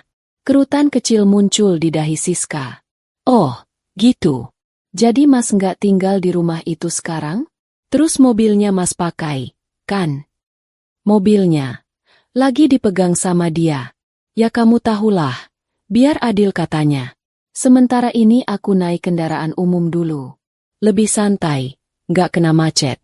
Kilah Bayu, senyumnya terasa kaku.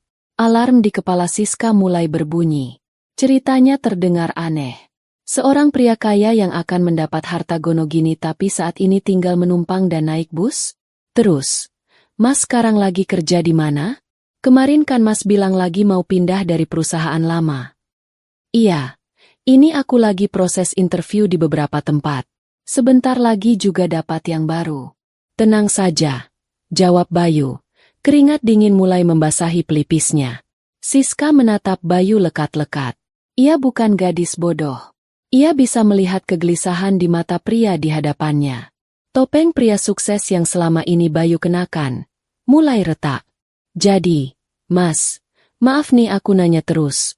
Intinya, sekarang ini Mas lagi nggak pegang uang, nggak punya mobil, dan tinggal numpang sama tante Mas?" tanyanya dengan lugas. Pertanyaan itu menelanjangi Bayu sepenuhnya. Tidak ada lagi tempat untuk bersembunyi. "Ya, untuk sementara ini, situasinya memang begitu. Tapi ini cuma sementara. SIS. Setelah sidang putusan, semua akan kembali normal. Bahkan lebih baik. Bayu mencoba meyakinkan. Suaranya terdengar sedikit putus asa. Siska bersandar di kursinya. Senyum manis di wajahnya telah hilang, digantikan oleh ekspresi datar. Ia sudah mendapat jawaban yang ia butuhkan. Bayu bukanlah pangeran berkuda putih. Ia hanyalah seorang pria pengangguran yang baru saja diusir dari rumah istrinya. Semua kemewahan yang dulu ia pamerkan ternyata bukan miliknya. "Oh, gitu ya, Mas," katanya singkat. Ia melirik jam tangannya. "Aduh, Mas, maaf banget. Aku baru ingat ada janji sama temanku. Aku harus pergi sekarang." Ia bahkan tidak menunggu jawaban Bayu. Ia langsung berdiri, merapikan bajunya. "Yes, tunggu dulu. Kita belum selesai bicara," cegah Bayu, ikut berdiri. Siska menatapnya dengan tatapan dingin yang tidak pernah Bayu lihat sebelumnya. "Kayaknya sudah selesai, deh, Mas. Semoga urusan perceraian Mas lancar, ya." Dengan itu, Siska berbalik dan berjalan pergi dengan cepat, meninggalkannya begitu saja di tengah keramaian food court. Bayu terduduk kembali di kursinya. Lemas, ia menatap segelas es teh manisnya yang tinggal setengah. Rasa manisnya kini terasa pahit di lidahnya. Ia merasa seperti orang paling bodoh di dunia. Ia telah melepaskan Kirana, wanita yang memberinya segalanya, demi mengejar fantasi kosong bersama Siska. Kini, fantasinya hancur, dan ia tidak punya apa-apa lagi. Ia telah kehilangan segalanya. Istri, rumah, mobil, kenyamanan, harga diri, dan bahkan wanita simpanannya.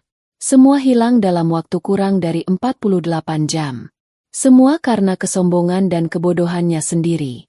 Duduk sendirian di meja itu, di bawah cahaya lampu neon yang terang, Bayu akhirnya mulai menyadari betapa dalam lubang yang telah ia gali untuk dirinya sendiri.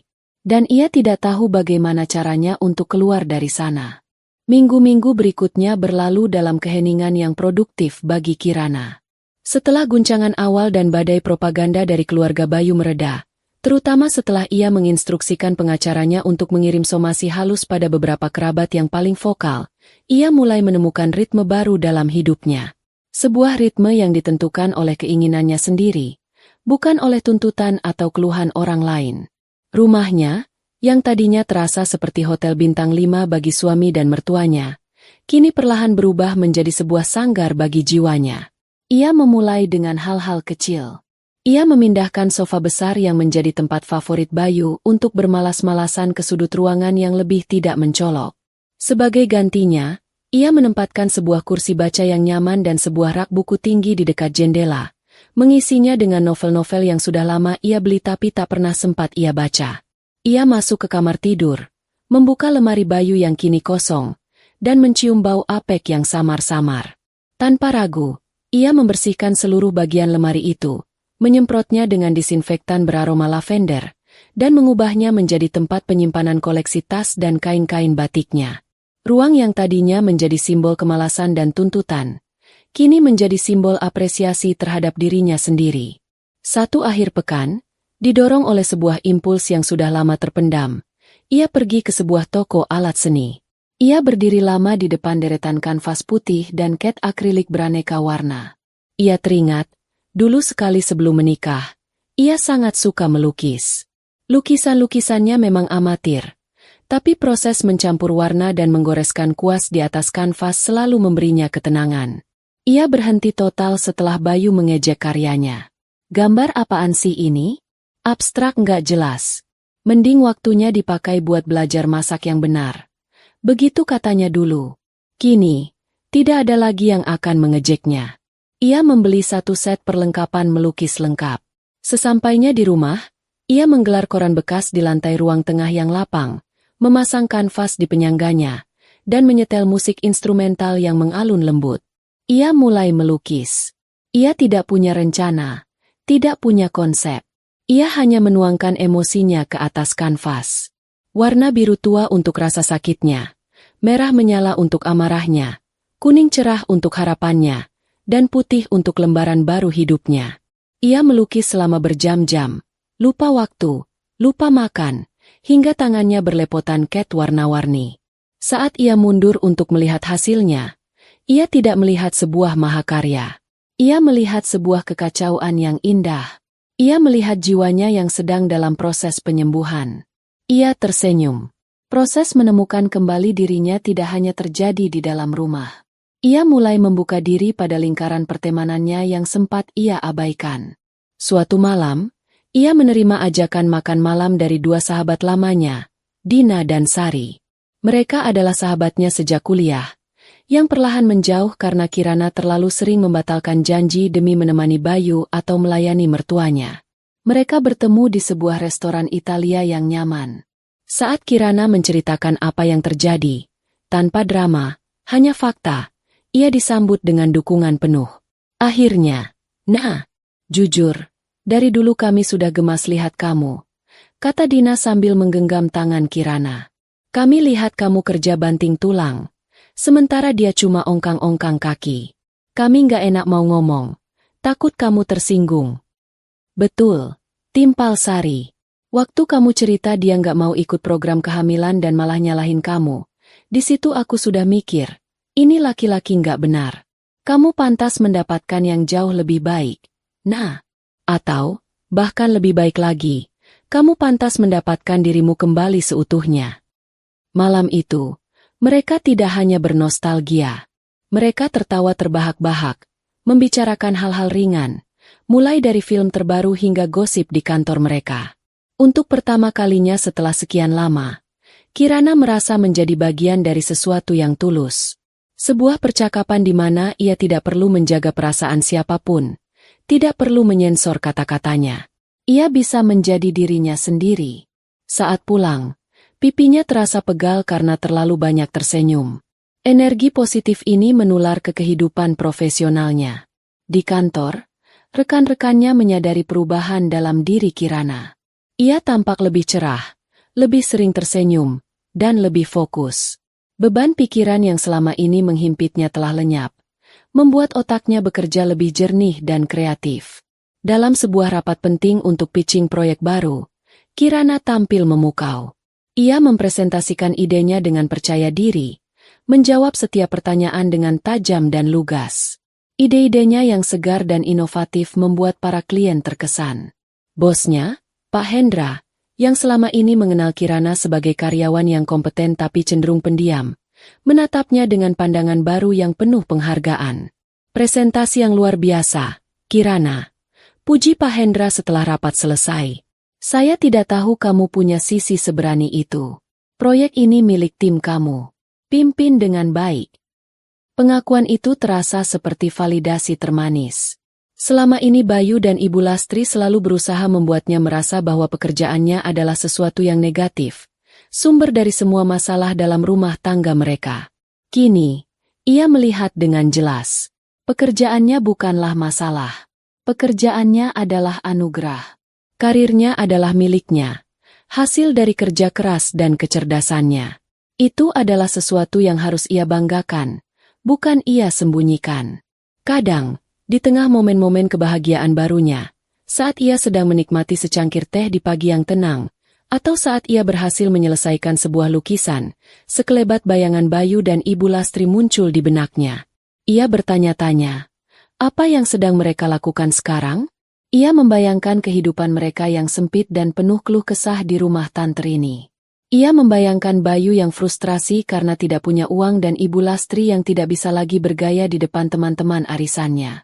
Ada sedikit rasa kasihan, tapi perasaan itu cepat berlalu. Ia mengingatkan dirinya sendiri bahwa kondisi mereka saat ini adalah murni akibat dari perbuatan mereka sendiri. Ia telah memberi mereka kesempatan selama bertahun-tahun. Ia telah berkorban hingga nyaris kehilangan dirinya.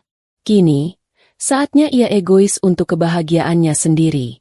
Kirana menyadari bahwa kebebasan sejati bukanlah saat ia berhasil menurunkan mereka di jalan tol. Kebebasan sejati adalah proses yang terjadi setelahnya. Saat ia mulai mengisi kembali ruang-ruang kosong dalam hidupnya dengan hal-hal yang ia cintai. Saat ia belajar untuk memprioritaskan kedamaian batinnya di atas segalanya. Saat ia menatap cermin dan melihat seorang wanita yang utuh, kuat, dan bahagia atas kuasanya sendiri. Ia tidak lagi hanya sekadar bertahan hidup. Ia benar-benar mulai menjalani hidupnya. Sementara Kirana sedang membangun kembali dunianya. Dunia Bayu justru runtuh berkeping-keping. Penolakan dari Siska menjadi titik terendahnya. Ia kehilangan satu-satunya harapan pelarian yang ia bangun dalam fantasinya. Kini, yang tersisa hanyalah realitas pahit. Ia seorang pengangguran tanpa uang, menumpang di rumah kerabat yang semakin hari semakin tidak ramah. Tekanan datang dari segala arah. Tante Rini mulai sering menyindirnya di meja makan. Sampai kapan kamu mau begini terus? Yuk, cari kerja, dong. Kasihan ibumu. Masa harus selamanya numpang di sini? Setiap sindiran itu terasa seperti cambukan bagi harga dirinya yang sudah compang-camping. Dalam keputusasaannya, hanya ada satu nama yang terus berputar di kepalanya. Kirana. Ia harus mendapatkan Kirana kembali. Bukan karena cinta, melainkan karena kebutuhan. Kirana adalah tiketnya untuk kembali ke kehidupan nyaman. Kirana adalah jaring pengamannya. Ia memulai taktik pertamanya. Rentetan pesan singkat yang dikirim dari ponsel pinjaman sepupunya. Pesan pertama bernada penyesalan. Nah, aku minta maaf. Aku salah. Aku emosi waktu itu. Aku kangen kamu. Pesan itu hanya dibaca oleh Kirana, tanpa balasan. Bularas sudah menasihatinya untuk tidak merespons komunikasi pribadi apapun. Melihat pesannya tidak berbalas, Bayu menaikkan levelnya menjadi manipulasi kenangan. Nah, kamu ingat gak waktu kita pertama kali ke puncak? Hujan-hujan makan jagung bakar. Waktu itu kita bahagia banget. Apa kamu mau buang semua kenangan itu gitu aja? Tetap tidak ada balasan. Frustrasi, Bayu beralih ke taktik andalannya. Rasa bersalah. Aku dengar kamu sekarang bahagia ya? Baguslah. Gak apa-apa aku sama ibu di sini menderita. Ibu sering sakit-sakitan mikirin kamu. Tensinya naik terus. Kalau terjadi apa-apa sama ibu, apa kamu bisa hidup tenang? Kali ini, ia merasa pesannya pasti akan berhasil. Ia tahu Kirana punya rasa hormat pada orang tua. Ia menunggu balasan dengan tegang. Tapi ponsel itu tetap diam. Kirana tidak terpancing. Melihat anaknya gagal, Ibu Lastri memutuskan untuk turun tangan dengan sandiwara andalannya. Suatu sore, ia berbaring di tempat tidur, menutupi tubuhnya dengan selimut tebal, dan mulai mengerang pelan. Ia berpura-pura demam dan sesak napas. Rini, Rini. Panggilnya dengan suara lemah saat adiknya masuk ke kamar. Tolong, telepon Kirana. Mbak Yu cuma mau bicara sama dia. Mbak Yu mau minta maaf. Sebelum Mbak Yu pergi. Tante Rini, yang meskipun kesal tapi tetap tidak tega melihat kakaknya, sekarat, akhirnya menelepon Kirana. Kirana sedang berada di tengah rapat saat ponselnya bergetar. Melihat nama, Tante Rini, di layar, ia langsung meminta izin keluar ruangan. Ia sudah menduga taktik semacam ini akan datang. Halo, Tante. Kirana. Gawat. Nah, ibunya Bayu. Mbak Yu Lastri sakit parah. Suara Tante Rini terdengar panik. Dia manggil-manggil nama kamu terus dari tadi. Badannya panas tinggi. Napasnya sesak. Katanya dia mau ketemu kamu. Mau minta maaf. Kirana diam sejenak. Mendengarkan dengan saksama. Instingnya mengatakan ini adalah sebuah drama. Tapi ada sedikit bagian dari dirinya yang khawatir. Bagaimana jika ini sungguhan? Ia teringat pesan dari Bularas. Tetap tenang. Jangan terbawa emosi. Tawarkan solusi logis, bukan kehadiran fisik. Tante, kalau ibu memang sakit parah, tolong jangan ditunda lagi. Langsung bawa ke UGD rumah sakit terdekat atau panggil ambulans. Jawab Kirana dengan suara yang tenang dan terkendali. Tapi, dia maunya ketemu kamu. Tante, yang bisa menyembuhkan orang sakit itu dokter, bukan saya.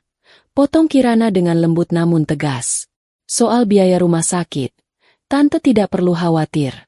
Nanti Tante fotokan saja rinciannya.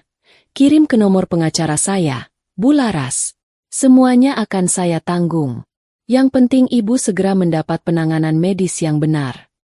Tante Rini terdiam di seberang telepon. Ia kehabisan kata-kata. Tawaran Kirana sangat logis dan bertanggung jawab. Kirana menunjukkan kepeduliannya dengan cara yang paling efektif, membayar biaya pengobatan. Tapi ia dengan cerdas menolak untuk masuk ke dalam perangkap emosional mereka. Oh, ya sudah kalau begitu. Nah, jawab Tante Rini akhirnya, terdengar kecewa. Setelah telepon ditutup, sandiwara Ibu Lastri pun berakhir dengan antiklimaks. Rencananya untuk membuat Kirana datang sambil menangis dan memohon maaf gagal total. Yang ia dapatkan hanyalah tawaran pengobatan gratis, yang justru semakin menegaskan posisi Kirana sebagai penanggung jawab finansial, bukan sebagai menantu yang bisa dipermainkan perasaannya. Merasa semua upaya halus dan manipulatif mereka menemui jalan buntu, Bayu menjadi gelap mata. Jika ia tidak bisa mendapatkan simpati Kirana, ia akan menghancurkan reputasinya. Ia akan mempermalukannya di depan semua orang. Keesokan siangnya, saat jam makan siang yang ramai, Bayu nekat mendatangi gedung kantor Kirana. Ia tidak lagi terlihat seperti eksekutif muda. Pakaiannya sedikit kucel, wajahnya tidak terawat, dan matanya memancarkan keputusasaan yang liar. Ia mencoba masuk, tapi dihentikan oleh resepsionis dan satpam di lobi. "Maaf, Pak, ada janji dengan siapa?" tanya resepsionis dengan sopan. "Saya mau bertemu Kirana Anindita. Dia istri saya," jawab Bayu dengan suara keras, menarik perhatian beberapa karyawan yang berlalu lalang. "Mohon maaf, Pak, Ibu Kirana sedang tidak bisa diganggu. Bapak bisa menunggu di sini," kata satpam itu, mencoba menenangkannya. Tapi Bayu tidak mau tenang. Ia mulai berteriak, "Kirana, aku tahu kamu di dalam. Keluar, kita harus bicara. Jangan jadi pengecut kamu." Keributan di lobi membuat resepsionis segera menelepon ke ruangan Kirana. "Bu, maaf, ada suami ibu di bawah, membuat keributan." Jantung Kirana berdebar kencang. Rasa takut dan malu menyergapnya sejenak. Ia membayangkan semua rekan kerjanya menonton drama pribadinya. Tapi kemudian, rasa takut itu digantikan oleh kemarahan yang dingin. Beraninya Bayu membawa pertarungan mereka ke wilayahnya, ke tempat di mana ia membangun harga dirinya. Ia tidak akan bersembunyi. Ia menarik napas, merapikan blazernya, dan berkata pada resepsionis, "Baik, terima kasih infonya. Tolong minta 2 orang satpam untuk bersiap. Saya akan turun." Kirana berjalan keluar dari ruangannya, melewati tatapan penasaran rekan-rekannya dengan kepala tegak. Ia menuruni eskalator dengan langkah mantap. Sesampainya di lobi, ia melihat Bayu yang sedang berdebat sengit dengan satpam. "Mas Bayu," panggilnya. Suaranya tidak keras, tapi cukup untuk membuat semua orang menoleh. Bayu berbalik. Melihat Kirana, ia langsung memasang wajah memelas dan mencoba mendekat. "Sayang, akhirnya kamu keluar juga. Aku cuma mau bicara. Nah, tolong." Kirana mengangkat tangannya, memberinya isyarat untuk berhenti. 2 orang satpam sudah berdiri di sisinya. "Pertama, jangan panggil aku sayang," katanya dengan suara rendah namun tajam, tatapannya menusuk. "Kedua, ini kantor saya. Tempat saya bekerja. Kamu tidak punya hak untuk datang ke sini dan membuat keributan."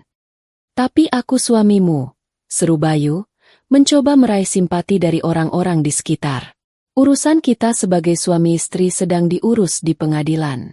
Semua komunikasi harus melalui pengacara kita masing-masing. Kamu tahu itu," jawab Kirana. Suaranya tetap terkendali. "Saya minta kamu pergi sekarang juga dengan tenang." "Enggak, aku enggak akan pergi sebelum kamu mau bicara sama aku." Bayu mulai histeris. "Kamu tega sama aku. Nah, sama ibu. Kamu usir kami." Kirana menatapnya tanpa gentar. "Saya tidak akan mempermalukan diri saya dengan berdebat denganmu di sini." "Pak Satpam," katanya, beralih pada petugas di sebelahnya. "Tolong antar bapak ini keluar dari gedung. Jika dia menolak, hubungi pihak berwajib atas tuduhan membuat keributan dan mengganggu ketertiban." Perkataan Kirana yang dingin, logis, dan profesional itu membuat Bayu terperangah. Ia mengharapkan Kirana akan menangis atau balas berteriak. Ia tidak siap menghadapi Kirana yang baru ini. Kirana yang begitu tenang, berkuasa, dan memegang kendali penuh. Saat kedua satpam itu mulai melangkah maju untuk memegang lengannya, harga diri Bayu hancur total. Dikalahkan, dipermalukan di depan puluhan pasang mata. Ia tidak melawan lagi. Dengan langkah gontai, ia membiarkan dirinya digiring keluar dari lobi gedung yang megah itu. Kirana memperhatikannya sampai ia menghilang di balik pintu kaca. Ia kemudian berbalik, menatap sekilas pada rekan-rekannya yang masih terdiam, lalu berkata dengan suara yang jelas, "Mohon maaf atas gangguan yang terjadi." Ia kemudian berjalan kembali menuju eskalator dengan punggung tegak lurus, tidak menunjukkan sedikit pun getaran. Tapi di dalam hatinya, ia tahu, ini adalah deklarasi perang terakhir. Mereka telah mencoba segalanya, dan gagal. Sekarang, satu-satunya tempat tersisa bagi mereka untuk bertemu adalah di meja hijau. Dan Kirana lebih dari siap untuk itu. Hari persidangan terasa seperti hari di mana langit dan bumi akan bertemu. Udara di pengadilan agama terasa berat, syarat dengan doa-doa yang tak terucap, harapan yang hancur, dan pertarungan harga diri. Koridor-koridornya yang bercat pucat dipenuhi oleh wajah-wajah tegang. Kirana, dengan blazer berwarna navy yang rapi dan rambut yang disanggul modern, berjalan dengan langkah mantap di samping Bularas. Ia tidak merasa gugup. Ia merasa siap. Ini bukanlah lagi pertarungan emosi. Ini adalah pertarungan fakta. Dan fakta ada di pihaknya. Di seberang ruang tunggu, ia melihat mereka. Bayu dan Ibu Lastri. Penampilan mereka adalah cerminan dari kekalahan mereka. Bayu mengenakan kemeja batik yang sedikit pudar. Wajahnya kuyu dan tatapannya kosong. Ibu Lastri, yang biasanya selalu tampil menor dengan perhiasan, kini tampak sederhana dengan kerudung instan dan wajah tanpa riasan. Di samping mereka duduk seorang pengacara parubaya yang tampak lelah, seolah sudah tahu ia akan kalah dalam pertarungan ini. Tatapan mereka bertemu sejenak. Kirana melihat kilat kebencian di mata Ibu Lastri dan campuran antara penyesalan dan kemarahan di mata Bayu. Kirana hanya membalas dengan tatapan yang tenang dan datar, sebelum akhirnya memalingkan wajahnya. Tidak ada lagi yang perlu dibicarakan dengan mata. Biarkan dokumen yang berbicara. Sesi pertama adalah mediasi. Sebuah upaya terakhir dari pengadilan untuk mendamaikan kedua belah pihak. Mereka duduk di sebuah ruangan kecil, berhadapan di sebuah meja panjang dengan seorang hakim mediator sebagai penengah. "Baik, Bapak Bayu, Ibu Kirana." Hakim mediator memulai dengan suara yang sabar. "Tujuan kita di sini adalah mencari jalan tengah. Pernikahan adalah ikatan suci. Jika masih ada jalan untuk berdamai, alangkah baiknya jika ditempuh." Pengacara Bayu, Pak Syarif, langsung angkat bicara. "Terima kasih, Pak Hakim. Klien kami, Bapak Bayu, pada dasarnya tidak menginginkan perceraian ini. Beliau masih sangat mencintai istrinya. Kejadian yang lalu hanyalah sebuah kesalahpahaman akibat emosi sesaat. Klien kami bersedia meminta maaf dan memperbaiki semuanya." Bularas tersenyum tipis. "Dengan hormat, Pak Hakim, permintaan maaf dari pihak penggugat sudah terlambat. Klien saya, Ibu Kirana, telah mengalami tekanan batin dan eksploitasi finansial selama bertahun-tahun. Keputusan untuk bercerai sudah final dan tidak dapat diganggu-gugat." Melihat rekonsiliasi tidak mungkin terjadi, hakim mediator beralih ke topik berikutnya, pembagian harta. "Baik, jika perceraian tidak dapat dihindari, mari kita bicarakan soal harta bersama," kata hakim. Disinilah pertunjukan sesungguhnya dimulai. Pak Syarif, pengacara Bayu, mengeluarkan beberapa lembar kertas. "Pak Hakim, selama 5 tahun masa pernikahan, klien kami dan istrinya telah memperoleh sejumlah aset. Di antaranya sebuah rumah di perumahan Permata Hijau, sebuah mobil SUV, serta sejumlah tabungan. Berdasarkan hukum, harta yang diperoleh selama masa pernikahan adalah harta bersama yang harus dibagi sama rata, 50-50.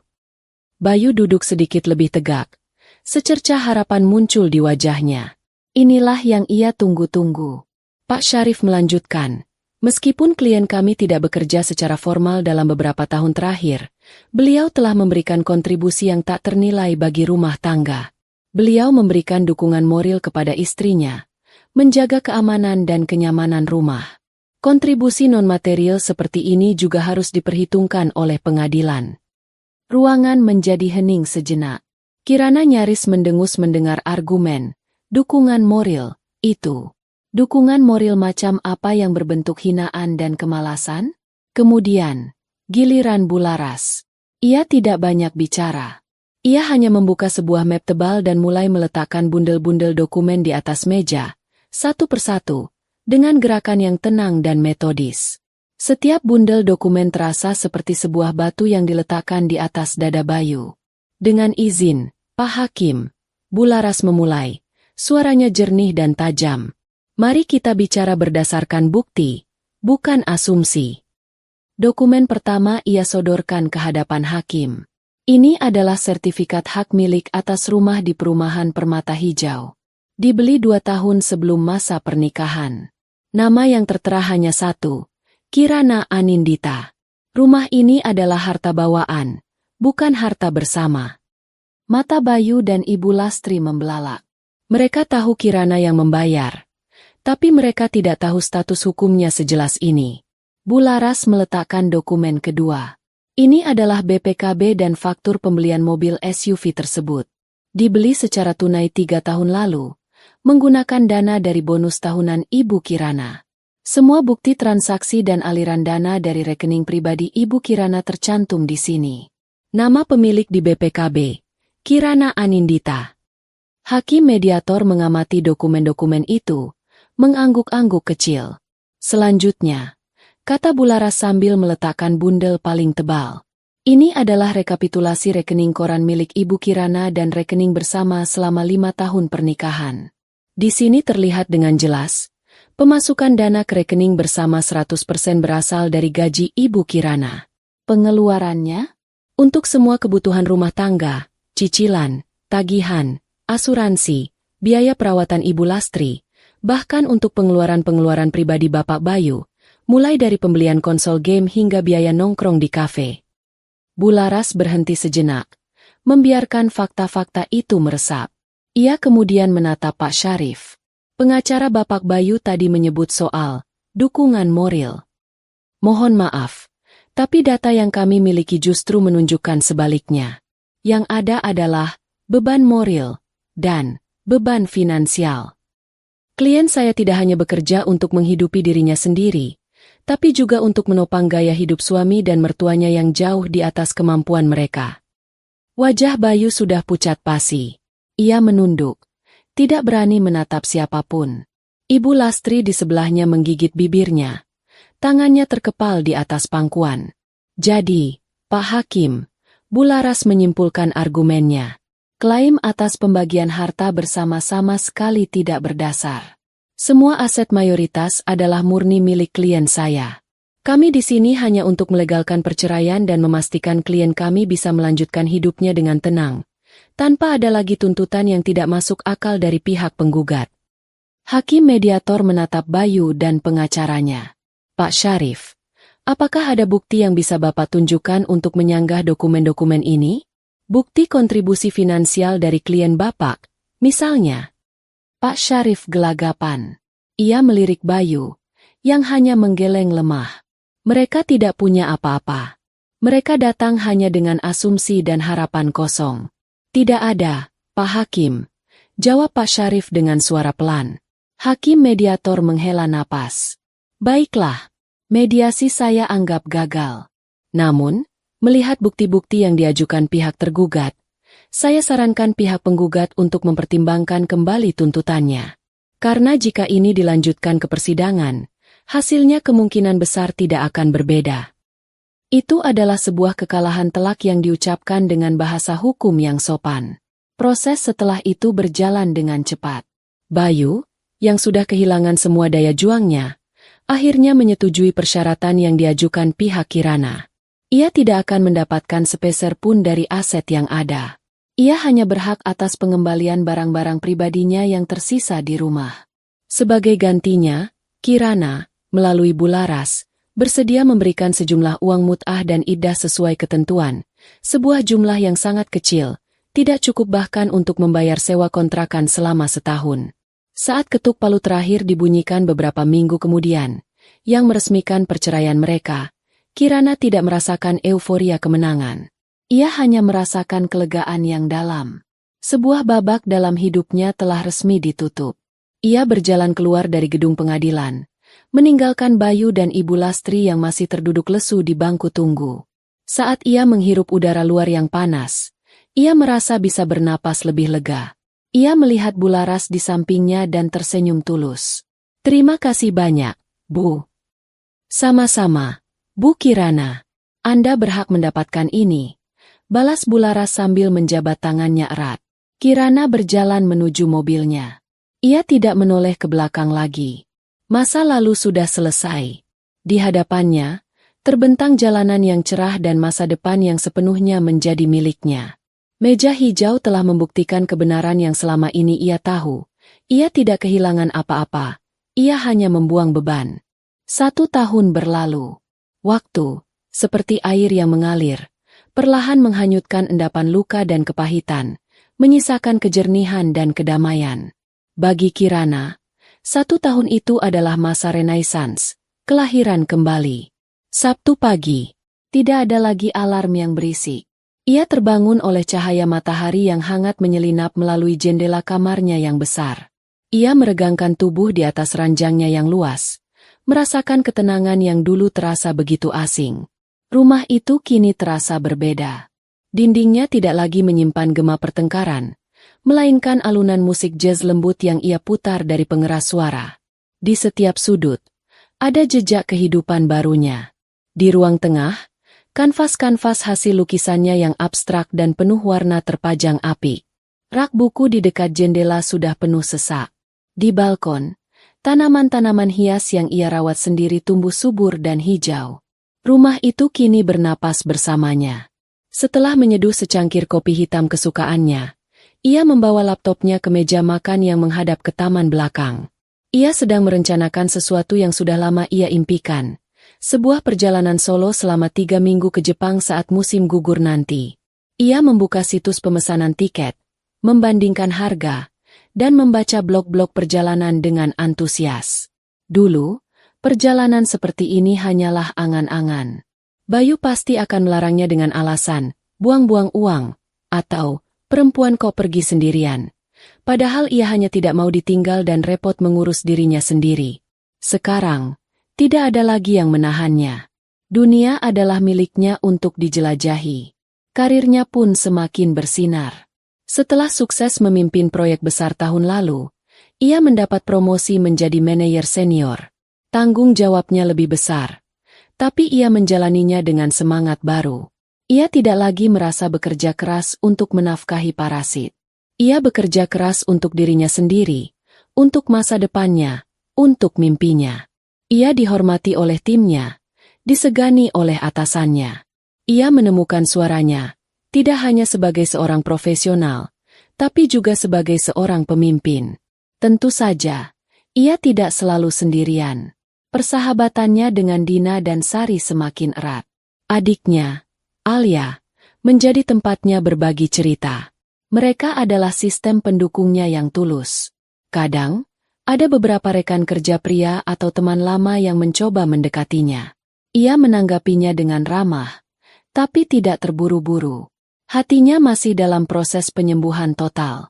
Ia tidak trauma, ia hanya menjadi lebih bijaksana. Ia tahu kebahagiaannya tidak bergantung pada kehadiran seorang pria. Jika suatu saat nanti ada yang datang, pria itu harus menjadi pelengkap, bukan beban. Ia tidak lagi mencari seseorang untuk diselamatkan.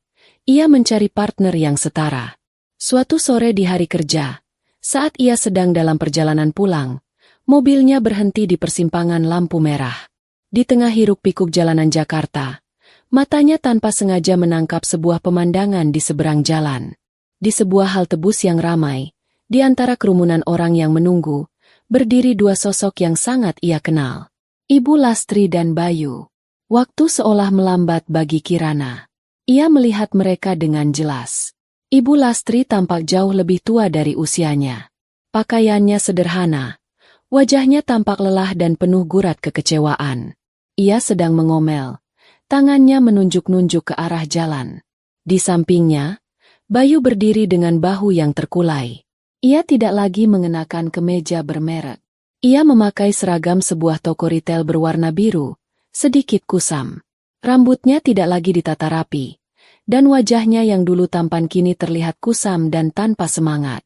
Mereka tampak seperti dua orang asing yang terpaksa bertahan hidup bersama. Sebuah bus kota yang penuh sesak berhenti di depan mereka. Keduanya berdesak-desakan naik bersama penumpang lainnya. Kirana melihat Bayu nyaris terjatuh saat berusaha masuk. Pemandangan itu, pemandangan mantan suami dan mertuanya yang berjuang hanya untuk naik transportasi umum, tidak menimbulkan rasa kemenangan di hati Kirana. Tidak ada kebencian, tidak ada kemarahan. Yang ia rasakan hanyalah kehampaan. Mereka terasa begitu jauh, seperti tokoh-tokoh dari sebuah film yang sudah lama ia tonton dan lupakan. Ada sedikit rasa iba, tapi rasa itu cepat menguap, tergantikan oleh rasa syukur yang mendalam atas hidupnya sekarang. Nasib mereka bukanlah tanggung jawabnya lagi. Itu adalah konsekuensi murni dari pilihan-pilihan yang mereka buat sendiri. Lampu lalu lintas berubah menjadi hijau. Mobil di belakangnya membunyikan klakson. Kirana tersadar dari lamunannya. Ia menginjak pedal gas, dan mobilnya melaju, meninggalkan pemandangan itu di kaca spionnya hingga akhirnya lenyap tak berbekas. Ia tidak menoleh lagi. Ia terus menatap lurus ke depan. Malam itu, setelah menyelesaikan semua pekerjaannya, Kirana berdiri di balkon rumahnya. Ia menatap langit malam Jakarta yang dihiasi kerlip lampu gedung-gedung pencakar langit. Angin malam membelai wajahnya dengan lembut. Ia teringat kembali pada hari yang mengubah segalanya. Hari di kilometer 82. Keputusan paling gila dan paling menakutkan yang pernah ia buat dalam hidupnya. Dulu ia pikir, hari itu adalah hari di mana ia menghancurkan pernikahannya. Tapi sekarang ia sadar, ia keliru. Hari itu bukanlah hari kehancuran. Hari itu adalah hari penciptaan. Saat ia menepikan mobilnya di bahu jalan tol dan berkata, "Turun," ia tidak sedang mengakhiri sesuatu. Ia justru sedang memulai. Ia memulai proses untuk membangun kembali hidupnya dari reruntuhan. Ia memulai perjalanan untuk menemukan kembali siapa dirinya sebenarnya. Ia memahat takdirnya sendiri, dengan tangannya yang gemetar namun penuh tekad. Ia tersenyum. Senyum yang tulus, damai, dan penuh kemenangan. Ia tidak lagi menjadi tempat berpulang bagi mereka yang hanya ingin berteduh tanpa pernah mau membangun. Karena kini, ia telah menjadi rumah. Sebuah rumah yang kokoh dan indah, untuk dirinya sendiri. Dan di dalam rumah itu, ia menemukan kebahagiaan yang sesungguhnya.